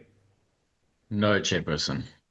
Action SA, do you object? No, Chair, no objections. Thank you. And EFF, do you object or reserve your rights on the portion on Machabeng?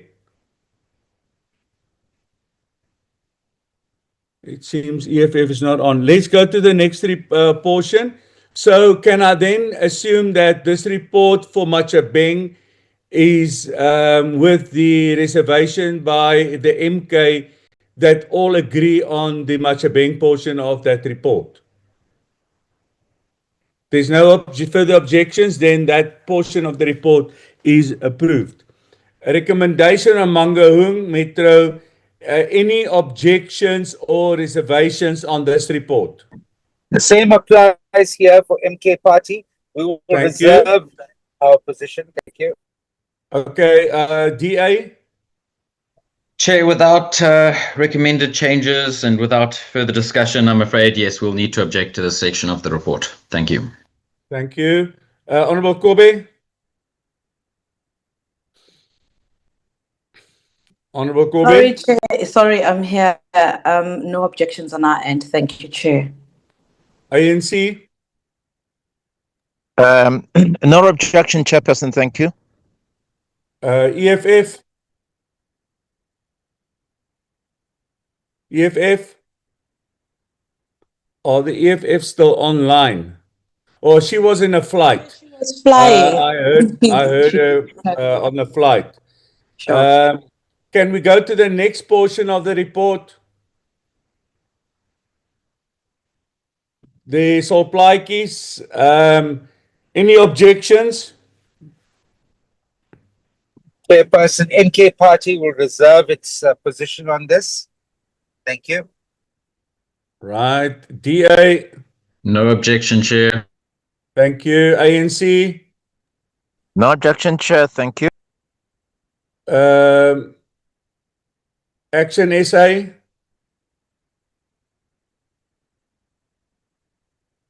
Action SA. Yes, sorry, it's the mute button, Chair. No objections. Right. Colleagues, may I ask, let's look at the full report then with the reservations by the MK party and the objections by the DA on the Mangaung. And now I need some advice from Tumani.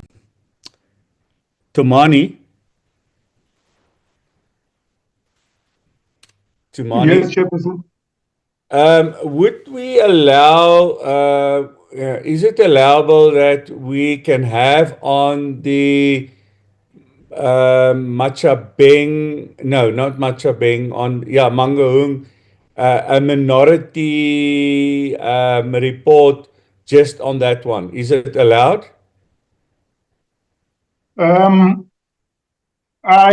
It's your call, Chairperson, but the point is, if majority adopts the report, and No, then that's those fine. who It's fine. The majority has now, but I'm asking, is it allowed to have a minority report as well? I haven't dealt with that in the past.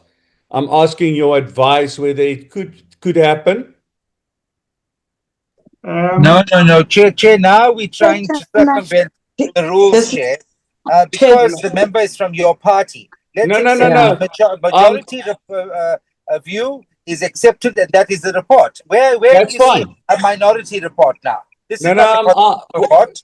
Honorable member, I'm asking a question. It's not about about the DA. I haven't made my decision on this at all. So that is a decision by the party. I am asking a question. The answer is no. The answer is no. I don't try and get a minority report in. The report has been adopted with the reservations by yourself and the DA objecting a portion of that report. That's fine. The minority has agreed. I'm asking a mere question. It doesn't pertain at the end of the day to this report. I'm just asking, how do the Parliament deal with minority reports, if any? If we say we don't deal with minority reports, we don't need to discuss it any further. That is because the report has been agreed to by all the parties. Honorable Kobe? Thank you, Chair. Chair, I was just saying as a matter of procedure, but you've covered it, that maybe because in the future, should anyone not also be satisfied anyway, then we'll then have to create another report set from the precedents of today. So I was just, thank you, Chair, that's fine. You've covered it perfectly, Chair. Thank you. Yeah, I will take that up for future references, whether it is possible or not, so that in future someone that would like to have a minority report, that we can deal with that. But I will have to get advice from Parliament concerning this matter. Chair, if I can come in, Ramela here. Chair? Are you still here, Chair? You can speak, Honorable Ramayela. Thank you. Thank you very much. I think we also do not want to create a precedent where it is not necessary. And as this committee, we have agreed to the procedures of how our meetings are being run. But also we are being governed as well as a portfolio committee by the rules. And therefore, Chair, I would want to strongly object to a view that there could be anything called a minority view, because what it means is that we would have a report written representing a certain political view and not representing the committee, because you went there as the committee. We never went there as minority whatsoever. Thank you, Chair. I would want to object to that process or proposal. Thank you, Chair. Thank you very much. It was not a proposal. I was asking me a question. Honorable Reddy? Chair, but I've had my hand up so long. I don't know I'll if you come can. to you now. Sorry, Honorable Member. I'll come to you now. Honorable Reddy, are you Yes. covered? Yes, yeah, Chairperson, it's quite straightforward now. Members have expressed their views, and I think the report will go through to the plenary, and then as parties, we will then just decide whether we're supporting or not at the plenary session. I think that should be enough now. There should be no further debate on this. That's fine. That I agree with you. Honorable Ditebe? Chairperson, thank you very much. I think for all practical purposes, the question has been answered, and I think Honorable Reddy is quite correct. Just to remind one another, we have had, I think, 5, if not more, sessions every time members being trained when we were sworn in, and there have been subsequent sessions, etc. And each one of us has had ample opportunity to ask specific questions with regards to the rules and so forth. And indeed, our rules have been impacted in some instances by the courts of law, but I have not heard of this. Obviously, we are not a court where, say, certain justices in the Constitutional Court will say, write a minority judgment. It is simply for purposes of them explaining why they demur or object to their colleagues. If their colleagues are in the majority here, it's Parliament, and I agree that not in the sense of it being a minority report, but in the sense of members either objecting or whatever during the debate. And I think Honorable Ramayela is quite correct. But thanks, Chairperson, for raising the question, because to the extent that you've raised it, I don't think it will ever arise again. But I don't recall this particular point in terms of adoption of reports of committees being raised. Remember, in conclusion, that as the committee adopts the report, it no longer is a property of the committee, but that of Parliament. And I think, Chairperson, thank you very much also for being patient. The COCTA Portfolio Committee itself last year had a series of interactions with municipalities. They did not stop to adopt their report because we were not there. Remember, anything COCTA, human settlements, water and sanitation is part of the mix. But there will be instances where committees consciously, deliberately come together, such as what happened when we were with Honorable Moore. He and I and others were representing the Water Portfolio Committee, Water and Sanitation, during the Heidedal quarry inquiry. So there will be such instances, but these would be more of exceptions as a matter of course. That's why we are delineated as we are, aligned, of course, to the executive as portfolio committees that deal with matters that pertain to the portfolios of the executive. Thank you very much, Chair. Thank you, colleagues. I can just say I've just gone through the rules now. 166 4A says a committee may not submit a minority report. I think we can close that. People that has objected. They can deal with that then on another level. when we get to the implementation of or presenting this report to Parliament. Colleagues, with that said, then this report has then been adopted by the majority of members in this committee, with the objection of the DA on this matter, as well as the MK that reserves the right on this report. Honourable Moore? Chair, I will acquiesce to what you are saying, but my understanding of Rule 138 along read with Rule 167 does allow for minority views to be recorded and allowed to proceed. And I believe minority reports are established in the parliamentary precedent. I'm not going to disagree with you. As you say in your session, we must take this outside of the meeting, but I wanted to be recorded that we did try and put in a minority report on our objection, so that if it comes up later, we were overruled, because I will need to take this up further to establish this precedent, and it's not my intention to be difficult, colleagues. My understanding is that this is parliamentary precedent, that other committees do allow minority reports. That is, this is something that came up in a variety of the training sessions, as referred to by Honourable Detebe. So, Chair, I follow your guidance in terms of you're saying no to minority reports, but I am making a note for the recording, for the minutes, that we will be taking this up separately. Thank you. That's fine, Honourable Member. I'm only reading what the rules of order of committees say, and 166, I put that on for the record. 4A says a committee may not submit a minority report.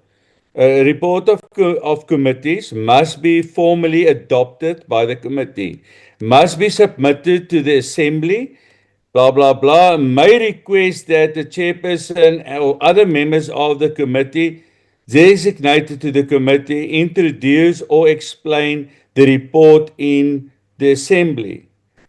And then on B, if the report is not anonymous report, it must specific in which respect there was not consensus.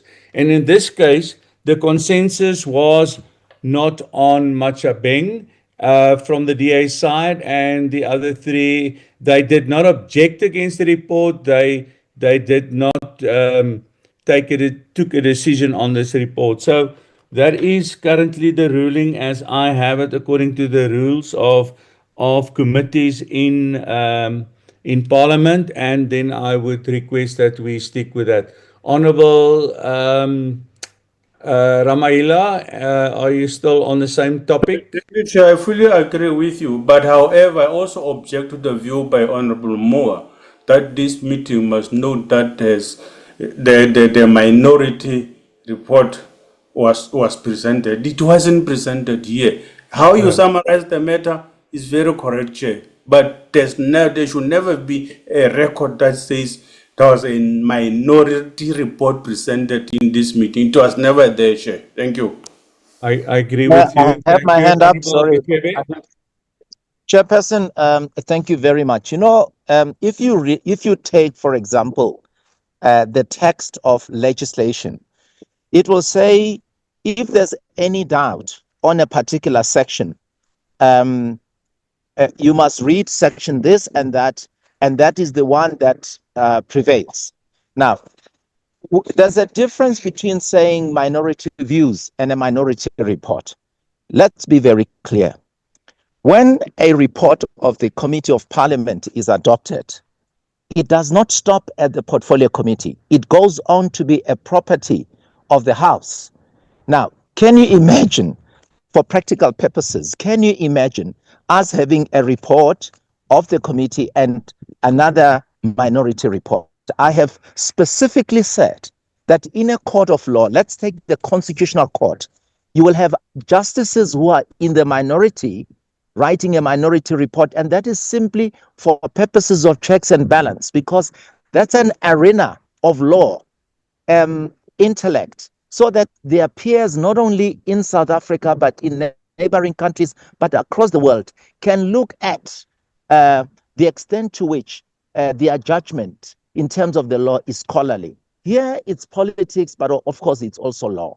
Now, I disagree. I think, Chairperson, you were quite correct in your reading of 166.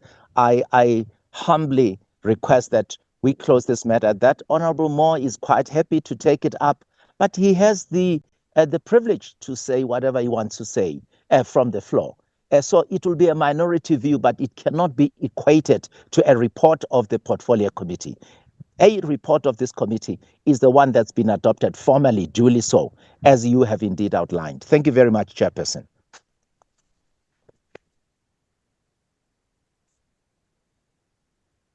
Unmute, Chairperson.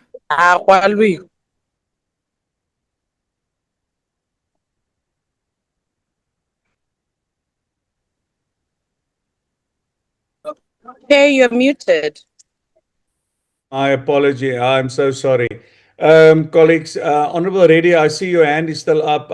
Is it a legacy hand or can I close? No, please close. Please close. It's a legacy hand. Thank you. Okay, legacy hand. All right, so let's just note that, can we just note that there was no presentation. I was merely asking a question. There was not a minority report presented to this committee. It should not reflect that that has happened. The majority of the committee has approved. The DA has objected against Mangaung, not the whole report, only the content on Mangaung, and therefore this report is then agreed to by the committee. Portfolio Committee, whose hand is up? It's me, Masipo? Chairperson. Earlier on, Mr. Dlelanga moved for the adoption of the report. Yes. Can we have a seconder? Yeah, can I have a seconder now for the adoption of the report? Honorable Kobe has seconded the report. Thank you very much. Yes, Chair. Seconded. Colleagues, thank you very much. This then ends the meeting for today. This meeting is now adjourned. Thank you, Chair. Thank you, Chair. Thank you, Chairperson.